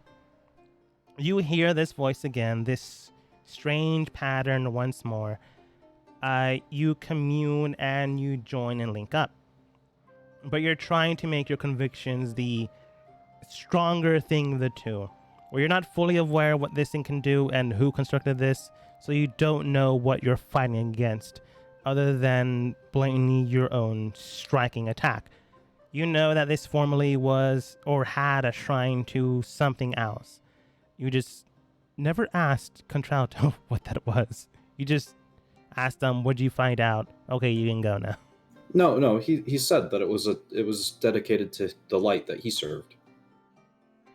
No, he said he serves the light, and the dowling rods was taking it away. Right, but that the temple here that was formerly dedicated to the light. No, he never said that. Oh, I misheard them. Fuck it, we'll roll. I'm just gonna tell you. You asked. He did state. Before our church took providence over all in the area, This once belonged to the patrons of Bahamut. Then, Bodo's down. Yeah, that information. Neither important, maybe. Here and now. With your own convictions, you are trying to break through another's. And this other had all the time in the world to weave their convictions into the ground and make it solid and strong. But, you're Aster. You're the king. Let's hope that means something here and now. Go ahead and roll persuasion.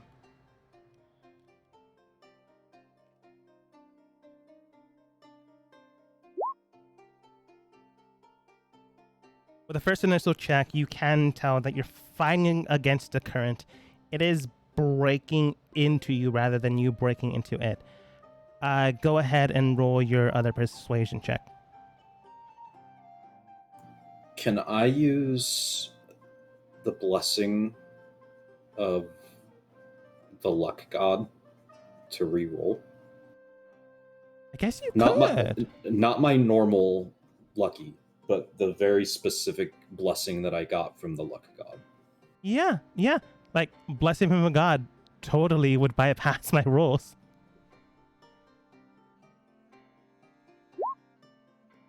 That's a 14. A little bit better. A little bit better. It's still breaking into you, but a little bit less. You're feeling a current almost overtaking you, but not quite there. Go ahead and roll your secondary check. A lot of 14s. However, with the next current, it just washes you away, and you're mentally back in your mind without a connection to this dowling agency. You're not dead, but it did not take hold. It did not take root. But something did change. Not something you affected, but something else. You cast... I forgot what you casted. The Undead Celestial Consecrated Unconsecrated spell. To see... Oh, that's not a spell. That's an ability. That's, you activate your ability, or have a sense of it, and you feel a new sensation ripple through. It does now contain a celestial bond. It's still doing what it's doing. It's just now more consecrated, even though that doesn't make sense, than it was before. So when you tapped in your blessing of a god, it seeped in as well. Could be good, could be bad, but that's a thing.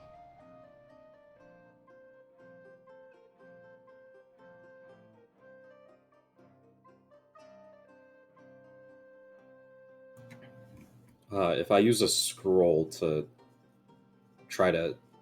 No, I didn't mean to do identify on that.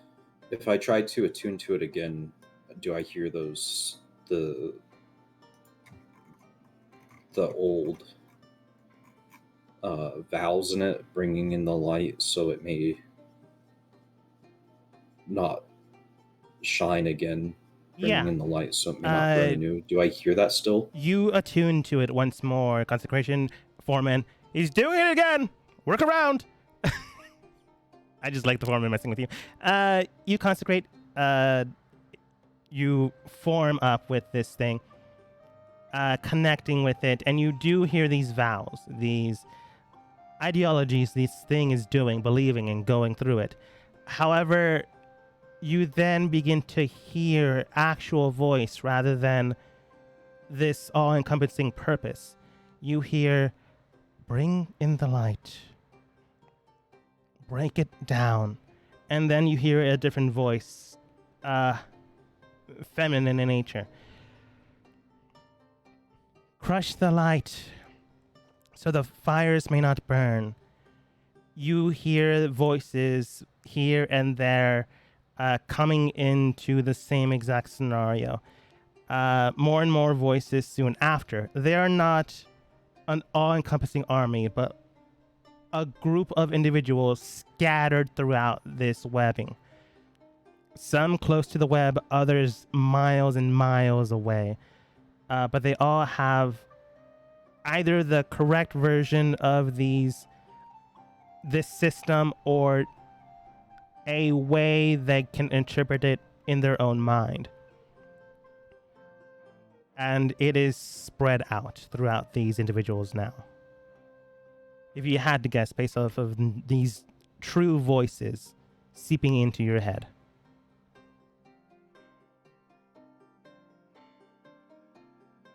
Roll insight.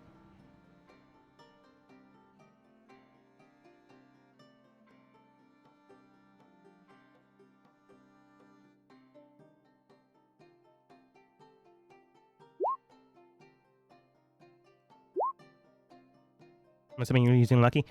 Yeah, I'm going to use lucky on that one. Yeah, new day. I'm just rolling like really low today, despite having like fairly good modifiers. Yeah. Based off your understanding of these words, based off the understanding of these new voices, you tapped in with the divine providence of the luck god. And it stuck around after you left, after you were bamfed away. Your initial strike to overwrite this thing didn't override it. It incorporated what you had in you.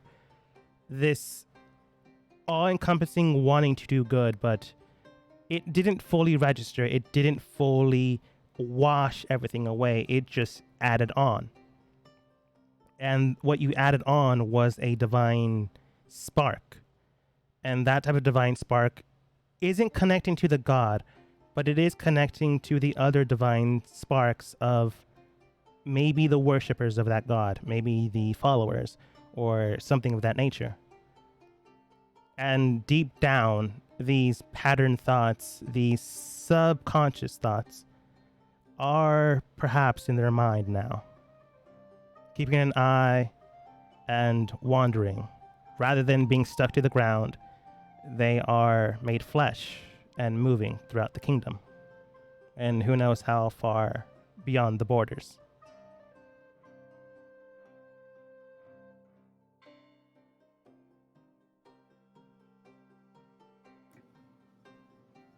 I'll have them work and construct around the rods. Foreman nods. Right, sure. You gonna help us out? Of course. I mean, you've been here for like 2 hours. Right, moving forwards, King. He would so be beheaded. I'm just messing around. You begin to help out with the construction and all that. You more or less isolate the dowling rods. Like, they were fine when they were covered, and you can work around them. That's easily enough done. It does take some time, but eventually, in a few weeks, the housing construction for this area, minus that little, I'm going to say garden you built around the dowling rods, is constructed. You put a sign that says, keep out. And the residents of the area do, new homes. John does look towards you. Honestly, thank you. It's an honor to serve Your Majesty.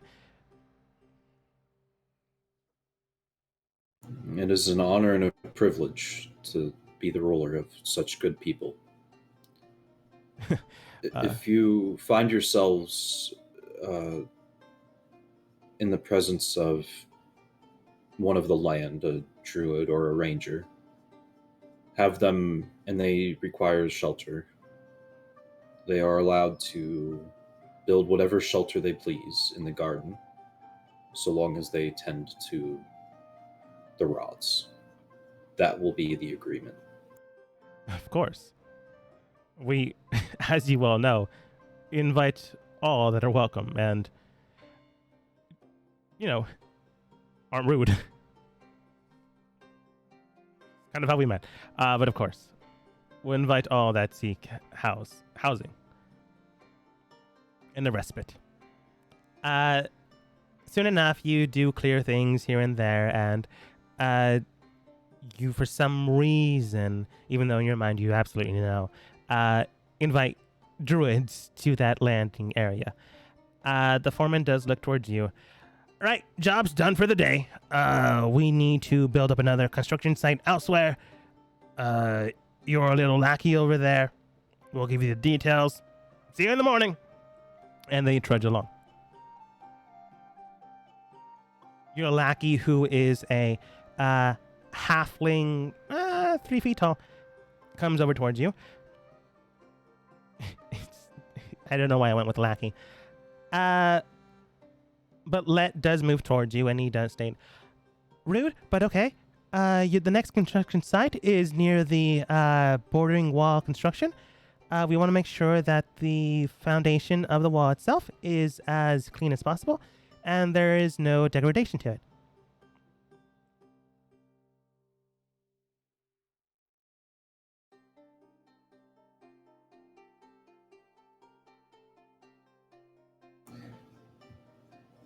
With my attunement to the rods, would I know of if there was more in that area?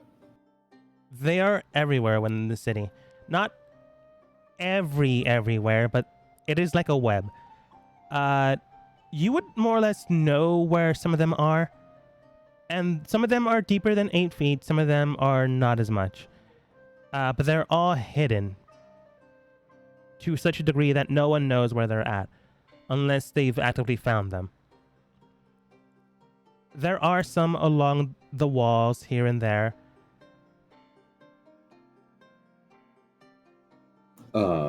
When we do that, when we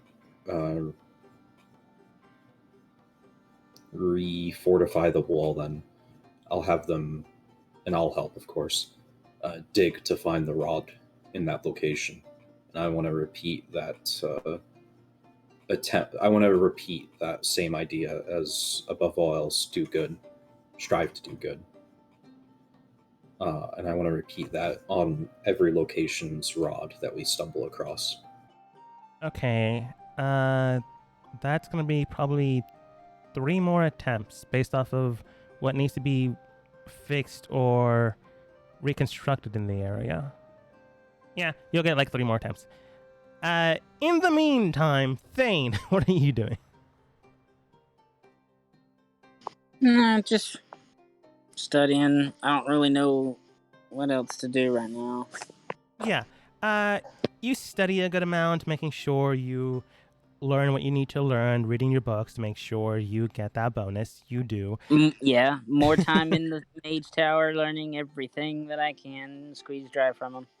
Yeah. There is a whole bunch of information in the Mage Tower / school. From time to time, you do see Astra's sister there in a class you probably both take. Yeah, I'll spend time. Odds towards I'll you. spend time getting to know her more. Yeah. Surprise, surprise. She is quite popular with the people, quite popular with students, faculty, boys, girls, like everyone. She, before Astra took over the kingdom, and still now technically, was known as the Jewel of the Kingdom. A treasure beyond reproach. But whenever you've met her, she's always been engaging, inviting. So, titles. She notices you, and from time to time, you do have your wife there. So, she waves towards her as well. When she has a moment to herself without her friends, she, hops over towards where you guys are at studying. She does state. Hold on 1 second. I'm No gonna switch back to my computer.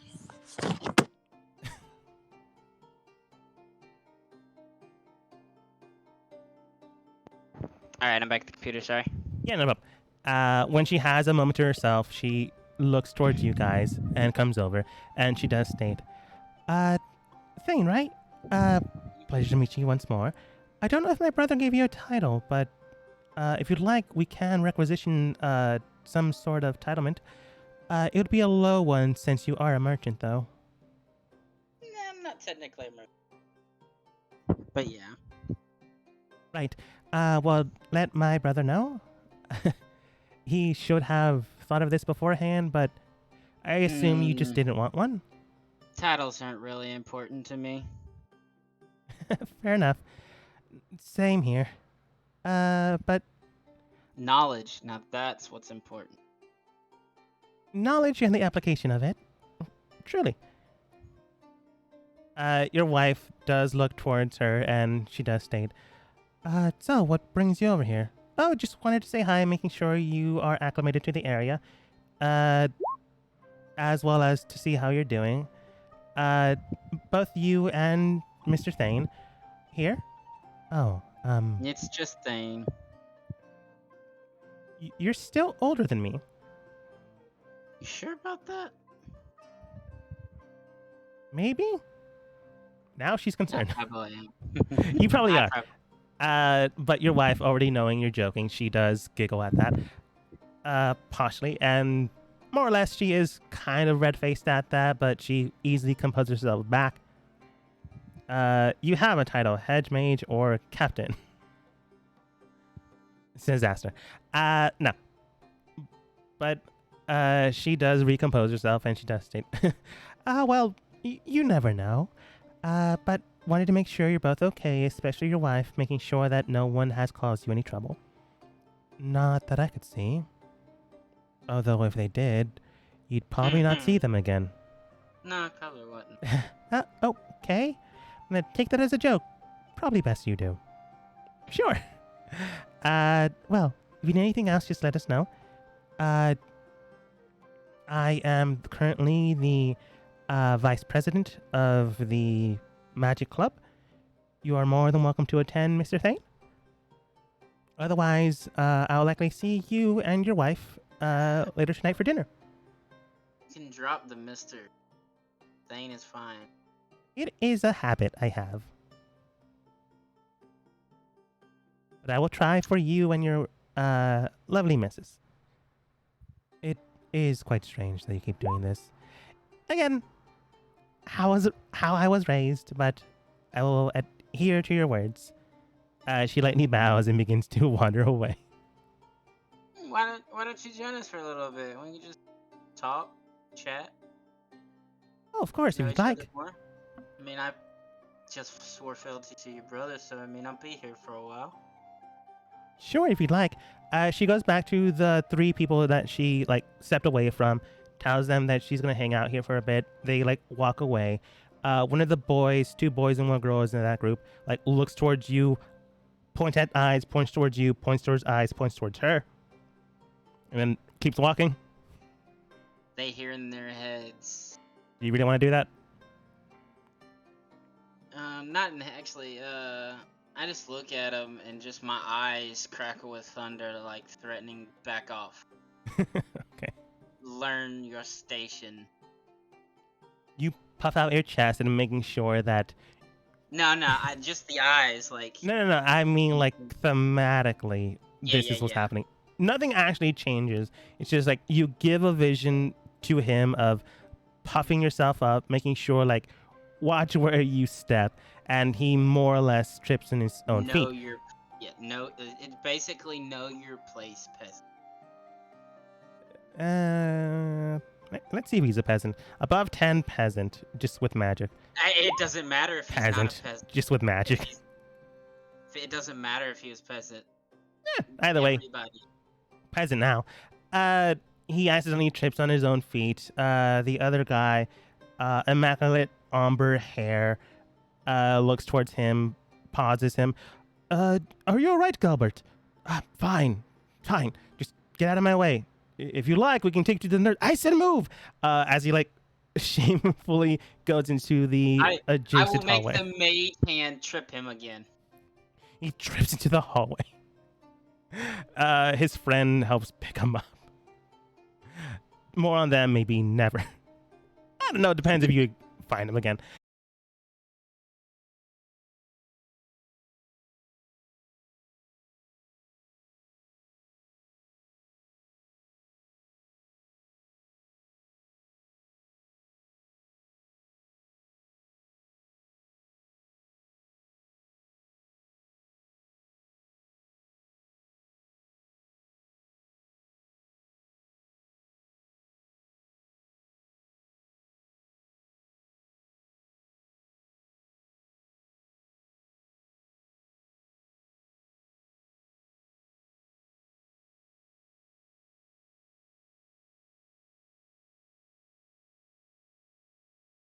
don't think your brother really cares about that kind of thing, really, at the moment. You say that. She gets a little close, like to whisper in your ear, both you and your wife's. It doesn't seem that way to a lot of people. He surrounds himself with a lot of rather attractive women, and no offense to you, Thane, attractive men They as could well. be mine. Yeah, thank you for the compliment. Of course. Looks towards your wife. I mean, no advancements towards that. Didn't think so. And, stating the truth is just stating the truth.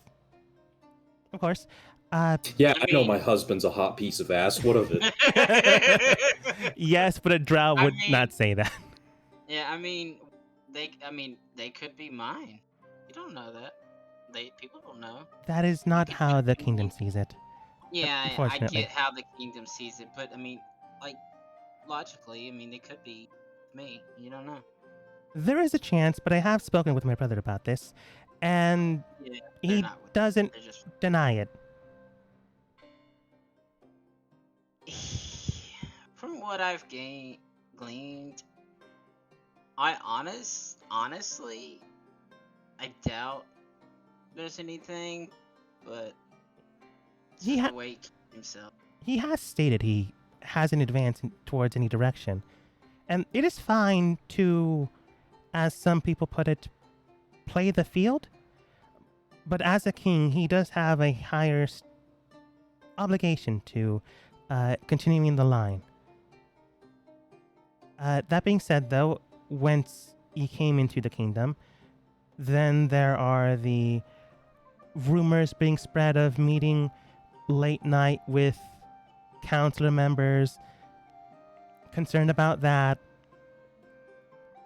And then there are other rumors being spread about him cavorting with someone atop the church bell. I'm not entirely sure what's that all about. Real quick. He's told them who he met with, right? But not where. Right. That was probably. Oh, it was the. I know that. Yeah. He told you he met with them, but he didn't say where. But she came and met us, and she said basically,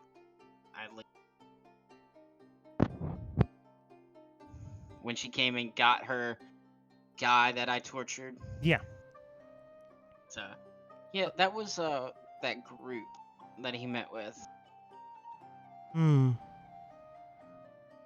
Good to know, but also concerning that he met this group just because their frontman had a very pretty face. I've met her too. You're more beautiful than she is, so. Your wife turns towards her, objectively correct. Thank you. But no, I'm just concerned. He doesn't take that step of the kingly rulership seriously. Again, it is my brother's life. I get the feeling from him he's very straightforward. I don't think I've ever caught him in a lie. I don't know why he would. I mean, in general, I don't think I've ever, felt that he's been lying before. I don't think he's ever lied in my presence. So. Well, there are always truths, half-truths, and bendings of the truth. I don't count that. You know him better than I, unfortunately. But I do hope to change that. We've probably known him about the same amount of time. Kind of. For a while... Technically, yeah. For a while, she, wasn't there. So technically you by a couple weeks, but not by much. But she does state, well, I do hope to change that. And hopefully my little jabs at him, don't jab too hard. But enough about me and, digging into my brother's life. So, how did you two meet? Grew up together, actually. Oh, are you from the Underdark? No. We were slaves. Oh, well, if this is something you would like to not discuss, that is Oh, it perfectly doesn't okay. matter to me. It doesn't matter. It's in the past. I mean, things happen. People. I was a slave for a while. I woke to my abilities. I killed my masters, and I do air quote masters, Yeah. and I took over. She does state, you can call them slavers. I mean, yeah, but they were technically my masters at one. Uh, Our owners. We could use that word too. you could. It doesn't bother me. It's fine. All right, just wanted to make sure. Your wife shrugs, and Fiel does state, okay then. Well, I'm glad you're living a better life. Or a more profitable one towards you. Yeah, you could say that. Well, this has been lovely, and I do hope you use the book we gave you. I assume he gave you. I've already Permission. read it. Okay, good. Wisely, I would ask that you return it to Aster at your convenience, but that's between you and him. I don't know He what. said I could have it. That was probably not the wisest choice, but he is the king. She lightly bows. But if you excuse me, I do need to get to class. Which class are you in? I might be in the same one. We can go together. I am currently heading towards my summoning class. I am going to try to summon a familiar today. Ah, I'll come and watch. Oh, please do. I can do that too, but You won't learn anything new in that class. he's around here somewhere. The And then last my, time the you had him, pseudo-drag- you put him in the pocket dimension. But I assuming you've been bringing him in and out. Yeah, he's not like I only. He's if it's not too scary, I keep him out at all times. Yeah. I I kinda, assume like, you just tap didn't my, forget him in there for weeks. Yeah, I tap my clothes a little bit. It's like, where the fuck are you at, dude? They slither on top of your head as they were on your back. No, there you are, man. Oh, There you are. a pseudo dragon. Interesting. Huh. I thought they Yeah, only usually exist in the Feywild. Well, those are fairy dragons. Oh, wow. Thank you for letting me know. She draws something down in her book. Coming along? Yep. You meet her in the room. A whole bunch of students, teacher, all over a cauldron to summon, practice things. Some people, birds. Others, reptiles. Some guy summons an ox. Another guy summons a minotaur. Confusing. And also not possible. You look towards this student. Someone finds a spell scroll of summon monstrosity. Tisk, Cheated. Like- Eventually, it is her turn, and she begins to summon something. The teacher goes on and states, now then, based off the information we have and based off of your own confinements and understanding, the first thing you try to summon is an ethereal manifestation of your own abilities and your own connection to the weave and the magic around you. You then shape it. It takes form, and it becomes your familiar. That's why when they blow up or die, they don't truly die. They just are unknitted and then re-knitted again. Now then, good luck, and hopefully you find something marvelous. She begins to cast the spell while more and more brimming light shines, just like every other student that has shown their familiar. But soon enough, hers doesn't fully form in the way you understand it. In fact, it doesn't fully form. The light shines, and more or less a beacon of a sphere shines in front of her. And then the magical light that is just presently blinding dissipates away, and just an egg is there. You're like, lands on her hands as she grabs onto it. I swear I didn't use a scroll to summon this. Like, Interesting. they look around to see if she did cheat. No scroll. The professor does state, while there was no scroll, unfortunately, this is not a familiar. I'm gonna have to give you no credit for this class. We can try again within a few weeks, but if you'd like, we can examine the egg to see what's this about. No, I think I'd rather keep this. Very well. Just make sure that once it hatches, you tell us what it is, as it could be potentially dangerous. Right. Thank you. She, like, takes her seat, failing her class. You're actively aware she failed. Can I, through that little, remembering exactly what was going on through that whole little thing, can I try to ascertain what actually happened? Yeah, roll Arcana. I'll give you advantage, because it kind of relates to something you already have. 22. You didn't even need it. Infusing and creating magic and weaving it into a shape, you know the spell Find Familiar. Like, that is something you have already learned. Resummoning and summoning something back like your pseudo-dragon is also something you understand. After all, you need to rematerialize matter.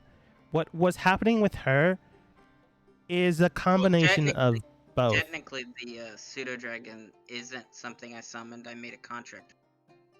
Yeah, I know, but when you put them in the pocket dimension, you have to summon them out. Yeah. I'm not saying it's a bound magical familiar that poofs away and then poofs back.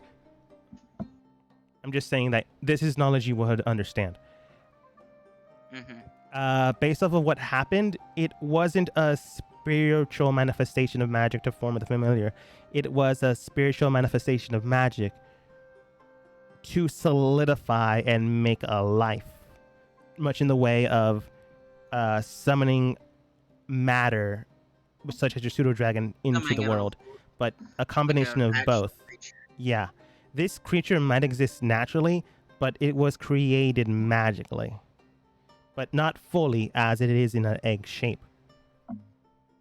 This needs the hat. I'll kind of lean over to her and whisper into her ear, says, "You just created something magnificent." No. Maybe. Let's hope it hatches into something good.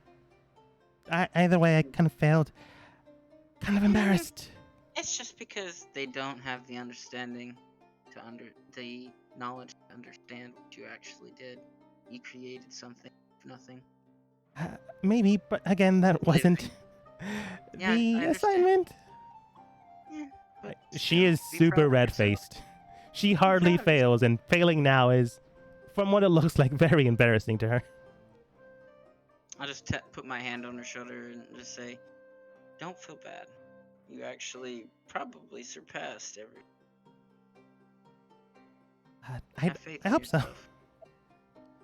But yeah, we take it from there. Having Aster's sister fail a class. Sorry, Aster. And we take you back to the wall. Get fucked, nerd! Again, an assignment's an assignment, and if you fail the assignment, even though you did something good, it's still a failure. You go to the wall and eventually find the dowling rod there. Communing and binding yourself with it, the foreman goes, "I don't know why I keep finding these things. Work around!" You commune and solidify yourself there once more. Now with an added vocal cacophony of strangers and maybe people you've met before. You're not entirely sure. There's way too many voices to understand. You try this again.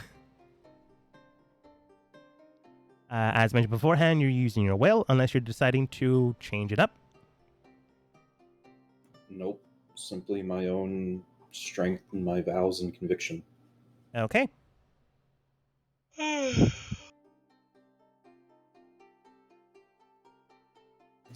Though this time I'm going to try to focus that on a symbol. I know that helps the magic types, right? They cast through like a focus or something, right? Yeah. Mhm. So I've been thinking of my own quote unquote symbol that I can use to think and sort of coalesce my belief into. And that's just going to be in an open hand, Mm-hmm. sort of giving. And again, the one vow that I'm trying to make immutable is, above all else, strive to do good. Yes. You begin to Persuasion. persuasion. You begin Are to we ascending? maybe you begin to form this pattern structure within your mind, imbuing your will, understanding, and this ideology. Above all, do good. With these components and with a new added one, you begin to hone in to fight against this current once more.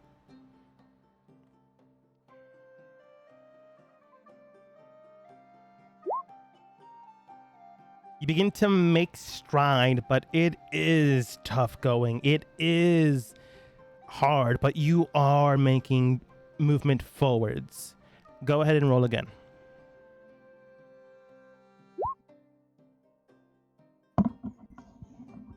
You're rolling very low this time.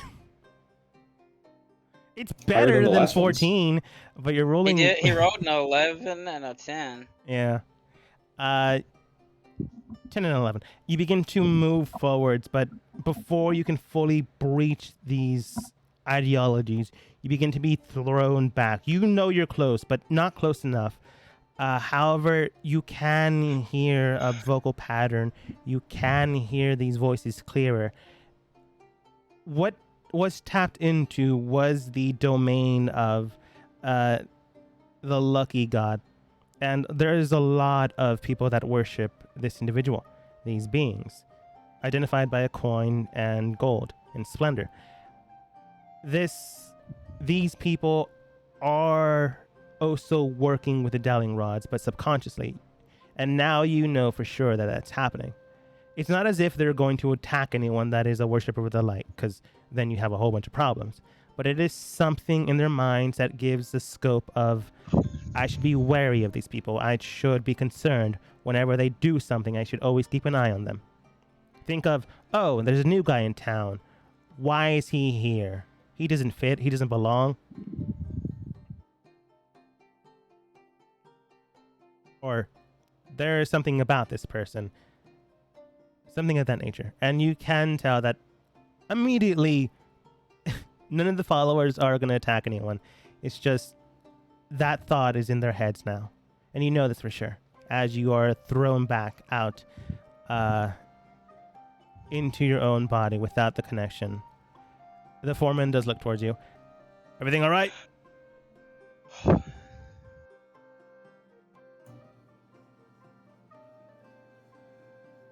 It is better than it could be, but worse than I would like.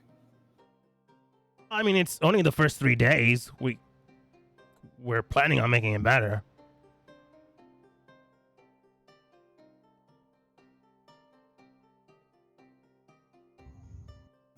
Where's the next closest rod focal point? If you're just gonna walk away from this site, it would be near the well. The main well within the what's it called? The central area of the city. I would like to take a small contingent and make sure that the well is refurbished. It's Should take not in the normal- itinerary, but I suppose we can always make sure that the drinking water is secured. Should take no more than a day, just repairs and cleaning. Sure, I'll get you my finest, shortest and stoutest person to go into the well, the best digger, and a guy that can cast magic. You get Rim, Tim, and Tom. A stonemason as well. Yeah, sure. You lose Tom, you get Frederick. You begin to head over towards the well. While they work, you eventually do find a dowling rod inside of the well itself. It's not in the water, but it's in the construction of the well.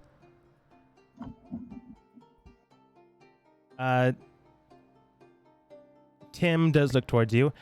Boss, we found one of these rods again. You gonna do the thing the foreman gets mad at you about? Is he mad? He seems agitated.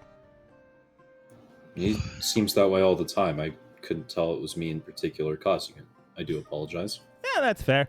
If you want, we can like refortify the well while you're doing that. If you wouldn't mind. Yeah, sure, why not? This squad begins to work with the rest of the thing. Like, sure, why not? Yes, this is the way you speak to your king. He's been doing this so much that he's been doing this so much. Like, he's been doing this so much. It's like, I'm not gonna say no to this. It's just weird to them. But you know, helping out, and you are paying for this technically. So you know, boss as well as king, they're not gonna say no. So while they're digging around this and then further fortifying the well, you begin to commune with this next dowling rod. You hone in, train skill set. The mason begins to make a small little platform for you to sit down. It is in the middle of the well, so you do need a platform to sit down. He does state towards you, once done, we're gonna have to break this apart, so you only have until we finish this. Goes down with the rest of the squad. Again, tidal waves, understanding, doing the same kind of role. Now that I know better what I'm doing, would I be able to exert my will a little bit more and use commanding presence? I feel with so many fails, you probably would. And this is not you understanding, this is more of you figuring things out through sheer will of your own. Repetitive. Yeah, this is more of you like bashing in and again, all the while making small cracks, allowing more of a central force to break through. Yeah, I'll allow it. Mainly because I want to see what happens at this point. Above all else, strive to do good. Above all else, strive to do good.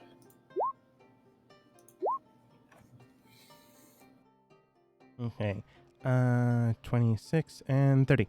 Oh, wait, sorry. I can't count. 29.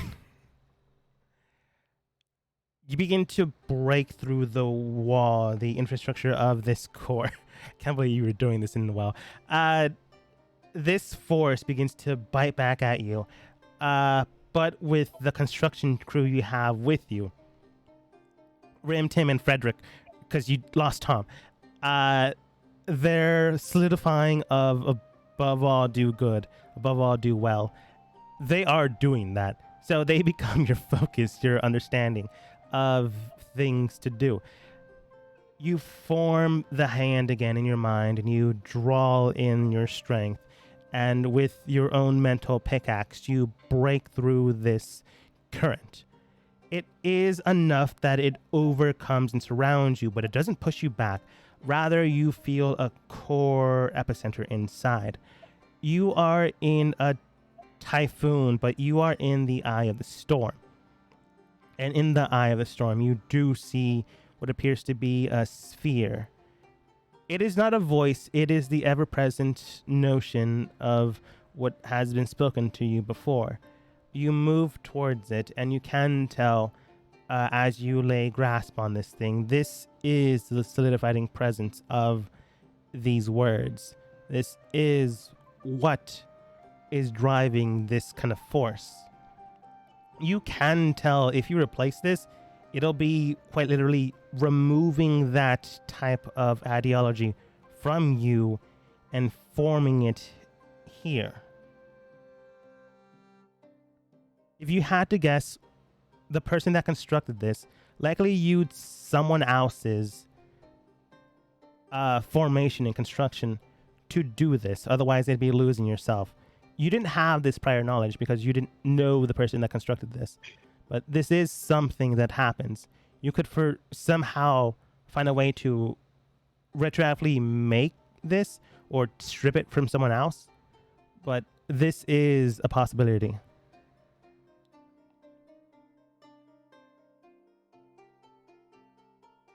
In this dreamscape that I'm in,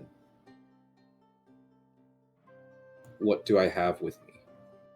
You basically have a projection of yourself and the things you hold on your person.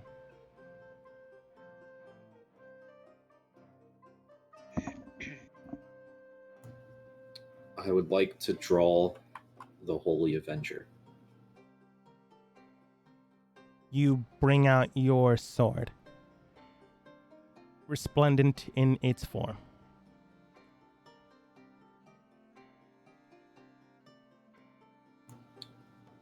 I'll cut myself on the blade, and in my own blood I will write, above all else, strive to do good. I will wait a moment for it to dry, and I will plunge it into the sphere. Okay. You do so. And you slash it in, diving it as a needle through a tomato, because that's basically what's happening. Piercing in without any force of trying to stay solidified. You break in and it finds a solid formation into it.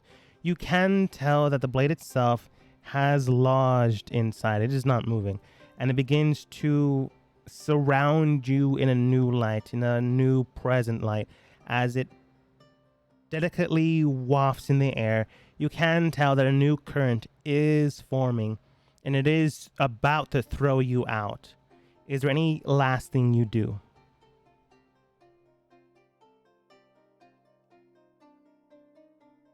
You don't have to do anything else. I'm just letting you know.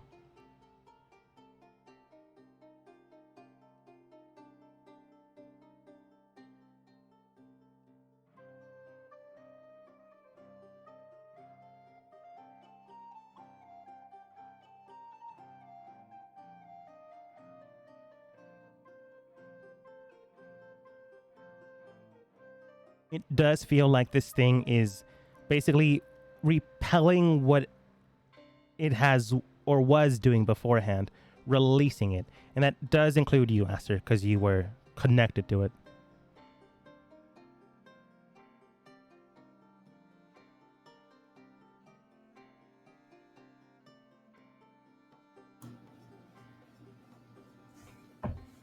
So it's trying to fight back against the reconfiguration, as it were? No, it's emptying itself out to work the way you want it to now.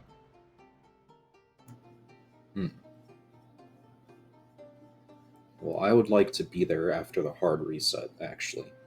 So you're trying to stick around. Yeah, I think I would like to be the first person to be here after it reboots, so to speak. Okay. Yeah, you can definitely do that. Go ahead and roll persuasion with advantage and your commander presence thing again. Technically, you wouldn't have all of this stuff, but I want you to succeed. Natural 20. Didn't even need it.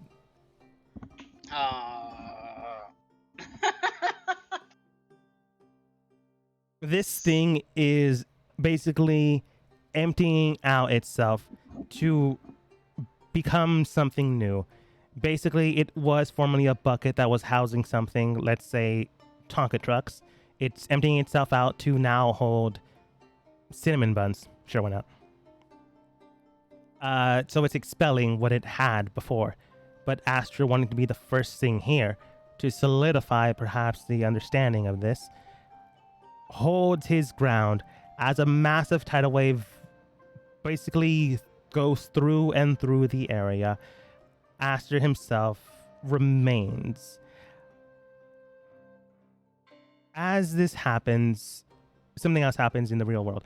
But as this happens, this orb and the blade jab through it just lightly glides in the air, and then soon enough the orb itself is cracking until it fully breaks and hits the ground. And as it hits the ground, it breaks even further to dust, as the dust then decays and, well, it doesn't decay, but basically does the whole anime, fades away into the wind to be seen no more.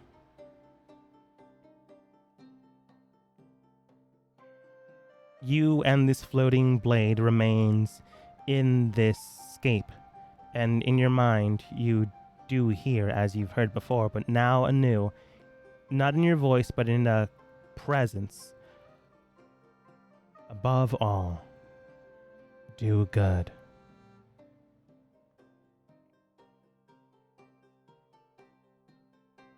And again, it repeats it. And then you wait a little bit, and then again, it repeats. Whatever it is doing, it is now within the ideology of Aster's words. So you tell me, Aster. By above all do good, that could be or mean a lot of things for a lot of people. What did Aster mean by this? It's his definition of good. It's don't hurt people who don't need to be hurt. It's be kind when it costs you nothing. It's be a genuinely decent and pleasant person. From anything big to small. It's just whether it's being polite and addressing people how they wish to, or as grandiose as smiting all evil that you can. It simply is. It is the statement, do good. Nothing more and nothing less. Yeah. Well, if it's a statement, good, nothing more, nothing less, it won't probably be smiting people. Maybe. Sometimes a fucker needs to be smited for good to be a thing. I understand that, and I get it. But, hey, you asked me, and that's just and that's Aster's understanding of good. Okay, I was trying to make it better, but okay. No, that yeah, don't coddle us. I did the thing. I wasn't coddling you. I was trying to make the scenario that's about to happen better, but okay. You do feel a surrounding presence over you, and it is that sensation of good that you feel within your heart. And slowly you do see that this energy ripples through the rest of the dowling rods you may or may not have found. Within the scope of the current, you begin to more or less feel a sensation. You are the first one to tap into this new network, so you are maybe not the controller of it, but you are someone that can divine through it. Who knows, maybe you want to fully control this thing. I don't know. That would involve a different check. But you can definitely scry through it. And for the first initial patterns, you do see some people about to trip, about to fall, and someone else begins to be endowed with energy and then help this person before they truly fall. Endorphins kick in on the hospitality of this individual, and that energy seeps into these dowling rods and then goes over towards someone else that needs help. Let's say a puppy that needs food, and the baker looks down at this puppy and goes, "Oh, you need food." Gives them a loaf of bread. Looks up. "I can't eat bread." Takes the bread. Goes to the convenience store. Gives them dog food. I don't know if dogs can have bread. I don't own a dog. Dogs can have bread. Okay. The only information I know is Lady in a Trap. Tramp. I don't know. Dog movies and cartoons. All I know about dogs.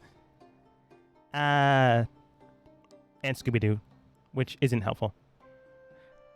At any rate, small energies here and there are helping one another, transferring through these dowling rods and continuing this process. You can tell that this is working. This is doing good. If you decide to disconnect, that's entirely up to you. But before you do, going back to the real world, air quotes, this is technically the real world, just in your mindscape. In the world that others know, you begin to draw out your blade, and the foreman look towards you and goes, is everything all right? As you begin to, almost looks like you're about to throw the blade at them, one of them goes, look, we're fine with you doing whatever you need to do. We're getting paid either way. And before you, air quotes, throw their blade at them, it begins to dissipate and disappear into the mindscape that you know it as. The foremans look towards you. Well, not the foreman. The workers look towards you. Tim goes, oh, it's a joke. He's messing with us. They more or less take it as a joke. And then continue to work. But as they're working, and Thane, as you're in school, patting Aster's sister on the back, going, there, you did good. New life in the world, whatever this thing is. A light begins to emit everywhere, or at least everywhere that you can see. It is not all-encompassing, but it feels as if a magic was released into the environmental area. Like a wave, but not solid, as it begins to wave over everything and everyone through solid concrete and stone. You see this for a second, a transparent wave as it washes through, and you're not sure how far. You maybe rush towards the window to see what's going on. These aren't windows that open, so you probably break it, let's be honest, and look through the horizon line, and this wave continues until you can't see it. You're not exactly sure what happened.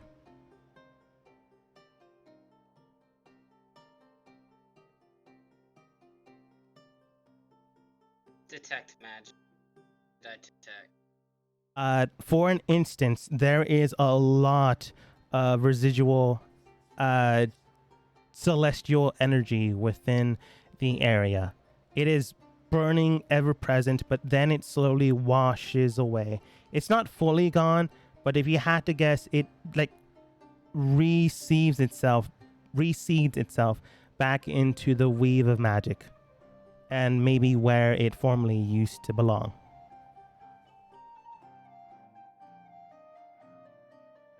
Something was released. You definitely know that for sure. And it's not a spell that is affecting you. It's more like energy that got dissipated. That it's finding its way home.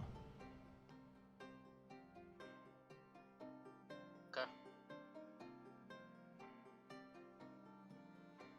I'm going to butcher the name. Fail does look towards you. What exactly is going on? Professor then states, don't know. Sir, don't break my windows. Cast mending. We're going to get to the bottom of this. Again. Don't really know. What'd you say, Thane? I break it again as I'm still looking outside. Shush. I don't get paid enough for this. Fix it yourself. Otherwise, gonna get a costly fine or fee. Right, students, Bill it to the don't mess with king. anything. What'd you say? Said bill it to the king. Not authorized to do that, and you can't tell me to do that. I kind of I kind of motion with my hand, and that's the signal me and my I kind of do a swipe little circle with my hand with only one finger up, and that's mine and my wife's signal for her to come to me. And the moment she gets there, she touches me. We both vanish, and I take off. You both bamf out as the professor just looks towards you as you disappear. I'm gonna get him kicked out of college. I'm gonna get him kicked out of college as he goes, students, don't do anything. Stop breaking windows. You bamf out, and Asher, you are in this mental state. There is good being. Did I see what the direction that it started from? Roll. It'd be very hard to discern that, but not impossible. Roll perception, and I'll give you advantage because your wife would probably be ascertaining this as well. Could I roll Arcana to see if I could feel where it came from through the magic? I'll allow it. It makes no sense, but I'll allow it. 22. Yeah. Generally, your wife would have been helping you in this, but 16 is enough. Oh, okay. You have your vision for, I think, the next 10 minutes anyways. You begin to feel maybe where this epicenter happened. You begin to rush towards the middle of the city going, okay, weird coincidence, but sure, middle of the center, middle of the city, epicenter, sure, why not? Weird things have happened before. You both begin to rush over there after you've bamfed out of the school, thinking you might get kicked out soon, onto the streets and rushing over there. Asher, you are in this mental state. You can tell this is working. This is happening. Do you release your connection to this, or do you stick around? So you previously described the other one as like a torrent or a storm. How does it feel now? This feels like something that isn't ripping into the environment. This is more of something that is making new rivers, and then once the river is no longer needed, removing it. But where a river is needed, it moves it towards that direction. It is not a torrent. It is not a storm. It is... it is a wave that once the wave is gone, it is no longer present.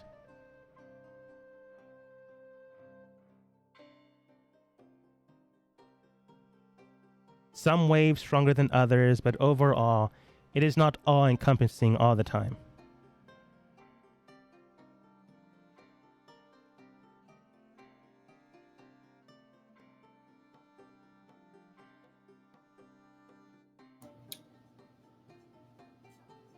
I'll just observe it for a little bit, and then I'll let myself fade out. Okay. As you fade out back into your own mental state, you do see the 3 workers that are with you looking to the sky. Well, 4 technically, because you wanted a rock worker. I forgot his name. Stonemason. Stonemason, thank you. Frederick. I meant like the title of that job. They look up and they go, that was weird. Look towards you. Boss, a lot of weird lights like showed up out of nowhere.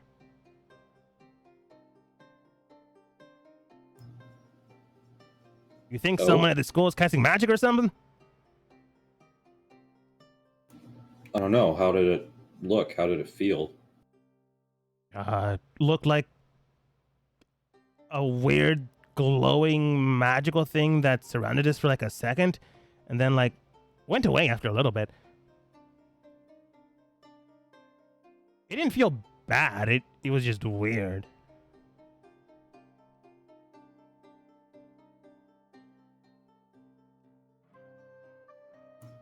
You're not going to get Arcanic Launch from these guys, by the way. That is not their job. The one that does cast magic, though, does state. It felt like energy was being released. I honestly don't really know. This is like not even a level 1 who just like knows fucking mold earth. This is a guy that, I know cantrips that can help out with my day-to-day. This is like the magic initiate feat. Yeah. I can look into it, though I don't think it is of any harm. Okay. Sure. They begin to make more construction form of that point. Eventually, they do get to the dowel, which they do need to recover up. Otherwise, if they remove it, it might cause a problem and have to reconstruct the entire well again. There's not an issue to recover it up. It's just they look towards you. Do you mind moving? Oh, sorry. Yes, forgive me. All right. At this point in time, as you crawl up to the surface, you do see Thane maybe 2 blocks away running towards this direction.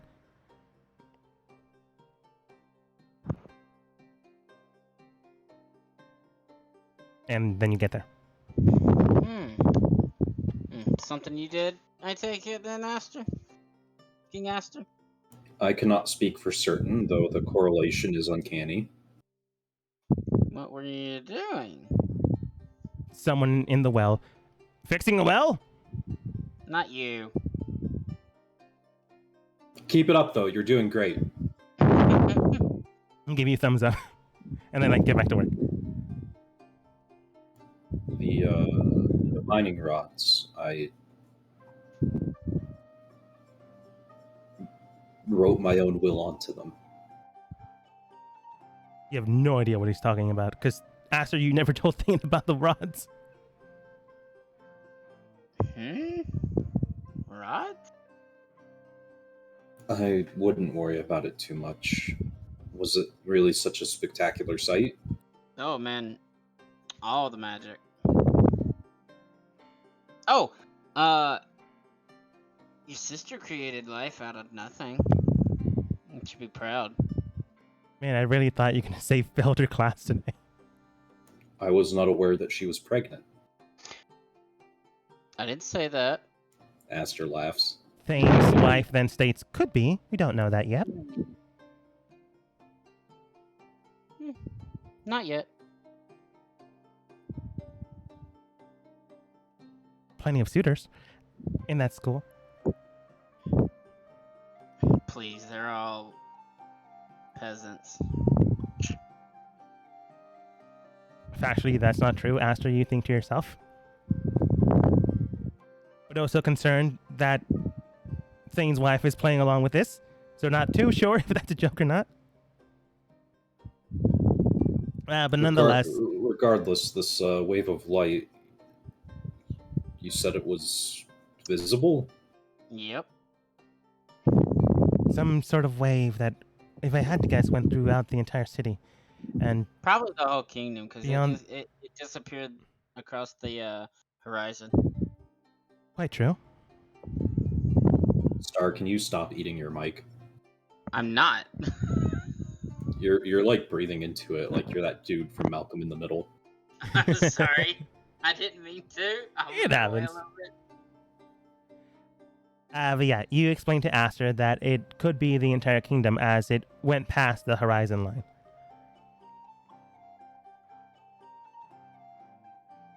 Very concerning, but maybe getting some soldiers to look into this.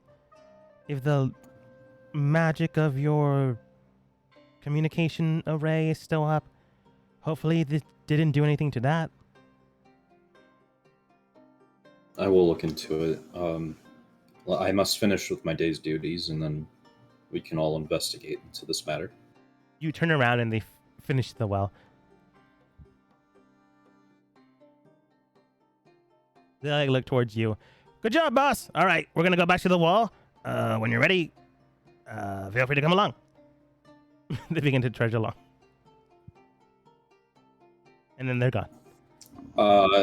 I am going to look into this light matter. I will see all of you tomorrow. I would like to get to the bottom of this earlier than later. Sure. If you need help, just let us know. I was talking to Frederick and them. Oh, okay. Frederick and them, Tim does state, sure. Do you want us to send in your retainer guard guy that keeps following you around everywhere? I'll let him know. All right. Beats us doing another job. See you later. They head over towards the wall. They don't pay no minds to it. You can actively just ignore that guard, but at the exact same time, he is supposed to be watching you. The only reason he wasn't is because you had other people. I thought he came with. No. Mainly because I did not state he did, so he didn't. Yeah, I'll just have them send him back to the castle where I'll be, and he can be notified that I ended my work early today due to extenuating circumstances. Yeah, more or less he understands it. You know, big light and everything, and needs to be investigated. Right. Very well then. Goes to the castle. Expects you to be there within an hour or so. He is supposed to be cataloging the work you're doing as well as the time you're at work. Probably not the smartest choice on me to not have him go with you, but whatever. Yeah. You explain that to them. He will meet you at the castle, and more or less, you guys are together, and Yoko is maybe there. Thane's wife then states, "Right, well, all of this is concerning. I have no idea what's going on. Congrats, Aster, on your ideology, winning things over, or whatever you said." Yeah, I'll explain to those in the know, Reed, the party, and my sister, what happened. Okay. Sometime later in the evening, you are all together having a meal. Not with the rest of the council, but with yourselves in a main hall. I'm going to put it over here. She does state, "That is troubling, but not unexpected. Based off of everything you've told me, it would seem that whatever it was seeping into itself was likely released. Likely, I don't really know what's going to do, but if it was taking energy from something or someone throughout the kingdom, it's likely throwing it all back. I don't know what that would entail. It might give someone incredible strength for a while, and then greater strength since they have some of their energy back. If not all of it. Concerning. Especially since we don't know where these things came from. I'll investigate the records to see if there were any construction permits throughout the time Father was alive. Maybe he has something to do with this, or maybe our brother, former brother. I don't really know. But I'll ask any of the other cities within the network if they saw this. We did send out word about these lights beforehand, but they have yet to respond. I see. If everyone would be so kind to cover their eyes, with the exception of Thane.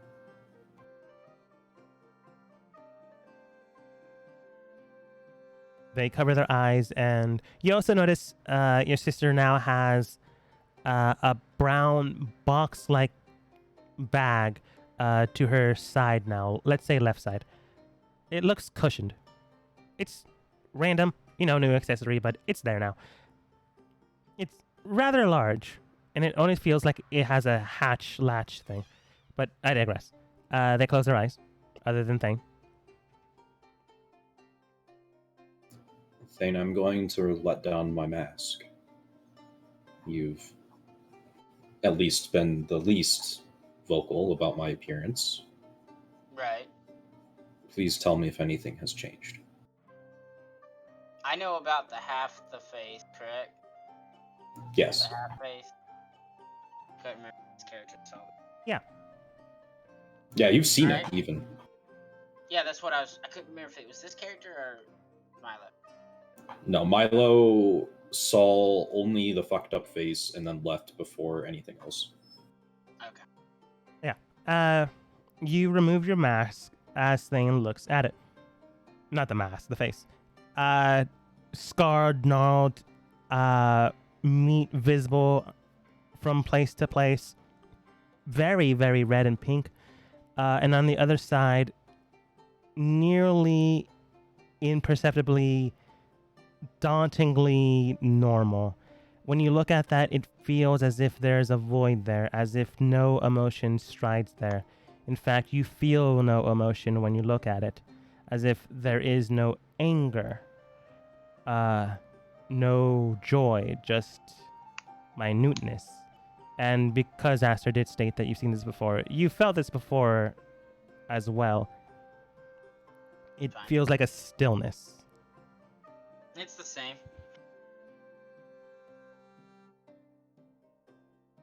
Thank you. I'll put the mask back on and everyone can uncover their eyes. They uncover them. So, Fail, I heard you gave birth today. That, I guess it's not wrong? I don't know. She, like, takes the bag, puts it on the table, and, like, unlatches it, revealing an egg inside. Basically.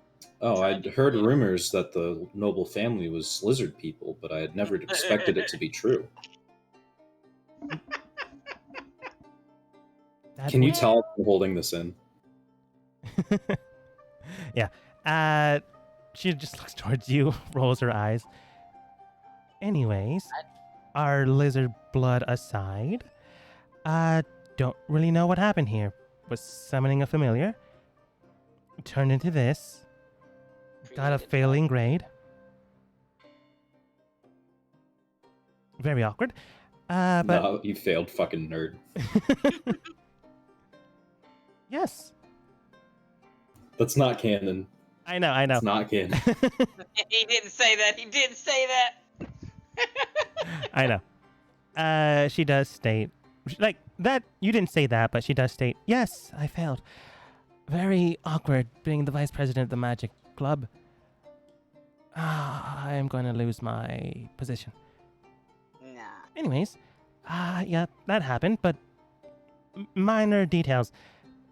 Your thing is far more important than making an egg out of nothingness. No, technically no. Both equally, because you technically created that from the weave of magic out of. Well, technically, Aster just released it. Fiel does state, I don't really know if that's true or not, but let's take this No. one at a time. Let's go with the whole encompassing of energy being released thing. I feel like that's more of concern. Just. Yeah, your brother probably released something. I wonder if it's the primordial. The primordial what? The primordial. Which one did you say was in this kingdom? There is no general knowledge of it, like what it formerly was. It is believed that it broke apart into various forms, and each form is within a kingdom. Yeah. Which one is in this one? This one is believed to be knowledge. Mhm. It is not like definitively that, but it's what it's believed. It was probably part of the primordial. I read about it. Part of the primordial.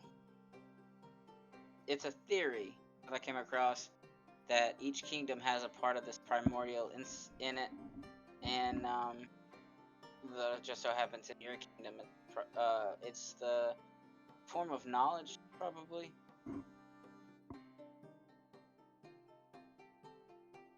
Oh, so concerning? Right? I do believe I've heard of this thesis before, but I don't know it personally myself.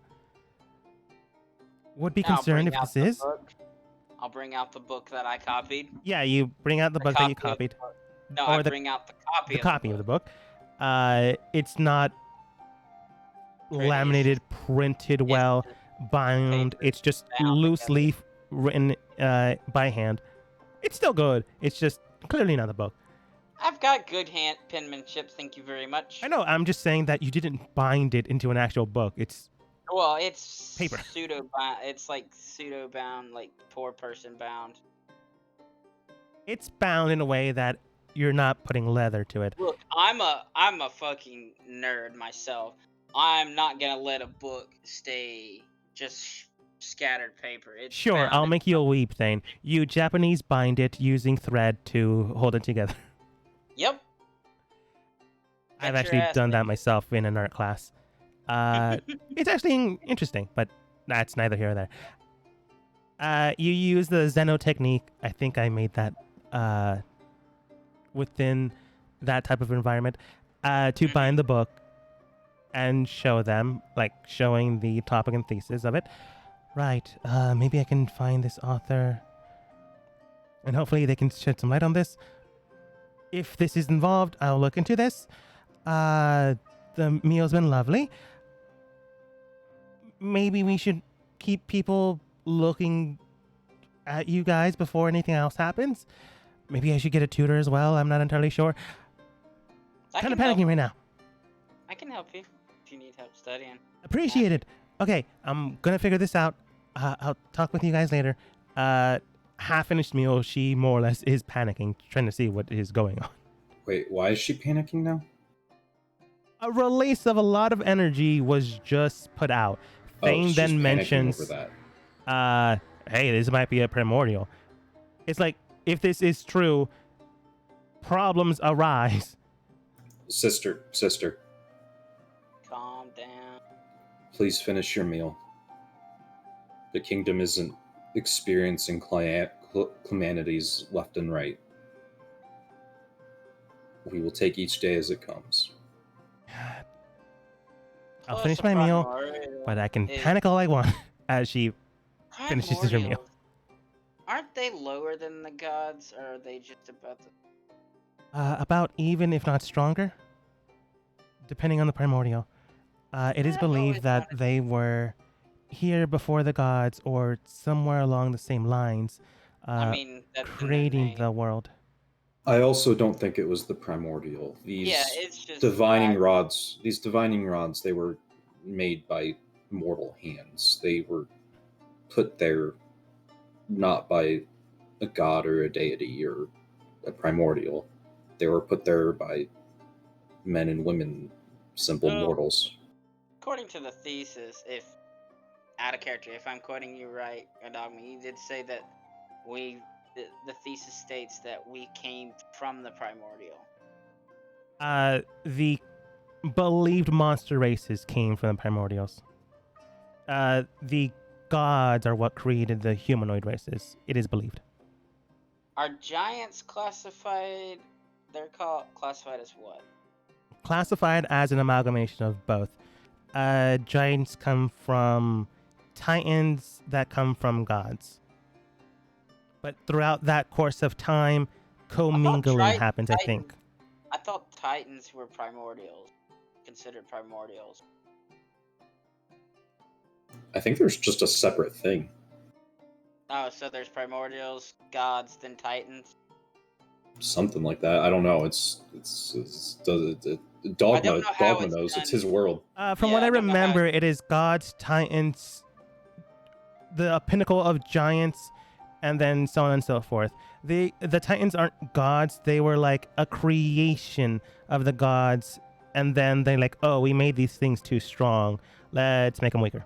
And then throughout the generations, they got weaker and weaker, and like lived less and less. Okay, so that's how they work. I think that's how they work in D&D in general. That's how they work here. That's how they work here.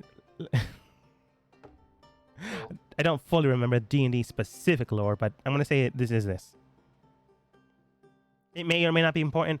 Either way, what looks like panic on her face dies down. Like, again, Wafiel is more or less, again, butchering the name probably, a council member and a smart person. She's also quite young still. I think Astra, we agreed on like early 20s. See, Okay, just making sure. So, you know, there's only so much. Definitely younger someone than can- me. Yeah, there's She's only so much definitely younger than that thing. someone can show before it seeps over the cup. Either way, she like calms down after a while, presumably, and like finishes her meal. Okay, maybe I was overreacting.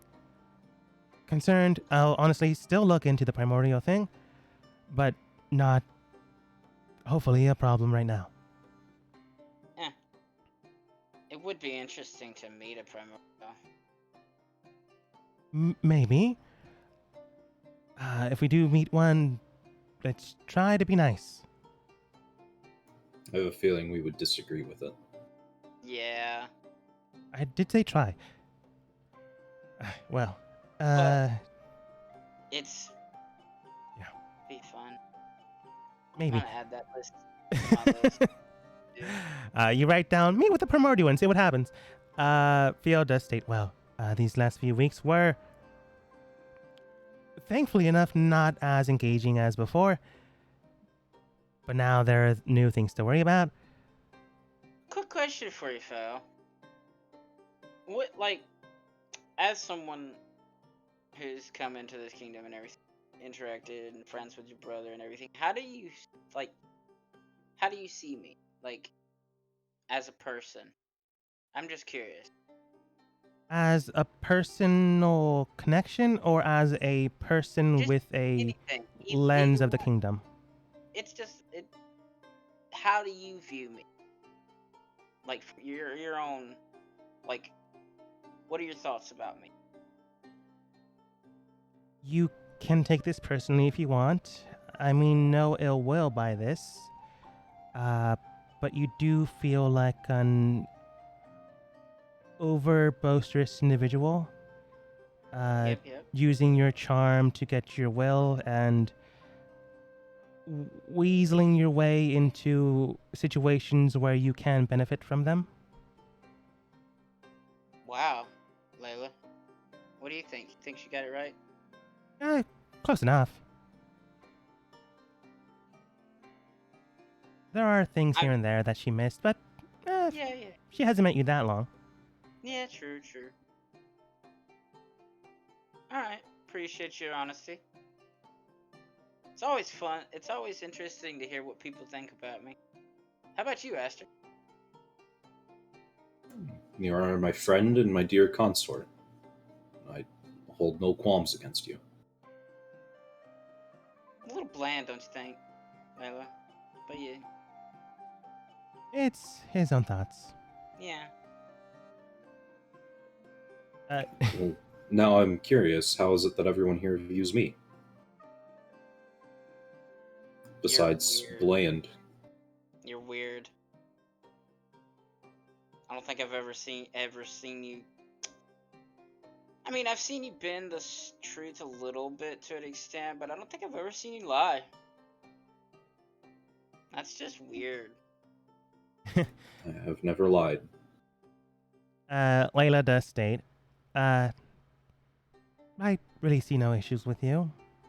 Although someone that never lies is an issue in Weird. itself. But people are people. But it makes you interesting. Very Makes much me true. want to see how your brain, like, what goes on in your head. But I'm not gonna dig deeper into your head again. Aster's sister does state, please don't. Again, remember the laws. Anyways. Oh shit, I just, fuck. I just realized what I hate you, Aster. I'm sorry? You know what you did. You used my thirst for knowledge against me. Did I? Okay. Uh-huh. The swearing of fealty. Now I have to go by your laws. Man.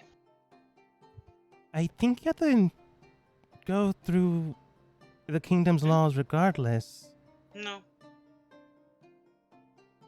Yes, but okay, agree to disagree. I don't need any more headaches right now. Oh, so I'm gonna rescind the invitation of tutoring me. Why? I might be strange, but I mean, when it comes to magic and stuff, I'm very serious. I'm sure you are, but I don't need any more headaches. Currently. It's not a headache. I mean, I do. Layla does go, it could be if you wanted to. That's not. Shh, you're not helping. Wasn't trying to do the ear. Okay, yeah, I'm gonna say no. Well, that's your choice, and I understand. But if you ever, the offer's still open, I appreciate and it. it's just to pass on knowledge. It's not. There's no. It's. I feel like knowledge should be passed on to people. I know most wizards want to keep their stuff secret, but I feel the more people know, the better, because then that means no one gets too powerful. The passing on of knowledge is something you and I both agree on. That is correct. But again, speaking of knowledge, I do need to investigate a few things. And you likely all need to rest, and King Aster needs to continue his reconstruction program. Why did you send your guard to the castle before you? So that we could have this conversation about the white light. Fair enough. I guess. I'm gonna make sure your next guard for tomorrow sticks around with you. No offense. Why don't you just send two? So that if he does need to send a message, one can go and then there's one there. Because two stand out more, and people will begin to question whether or not this is a punishment or just the king helping his people. I mean, to be honest, if it was my kingdom, I'd more than one guard on it, no matter how strong he. It could be seen as a show of force. Again, politics are very tricky, but if he does require more guards during the line of work, more guards will be sent. Okay. Have a good evening. Right. You guys begin to rest while she doesn't. No, she eventually does rest. So I'm sneaking back into the treasury to look at more books and shit. Okay. As she eventually does rest, and as you go into the treasury, you begin to relax, more or less, as best you can. And we will see what happens in this trying times of making things worse. Hopefully Yoko can make it next time, or else there's going to be a lot of explaining to do as we end the session for today.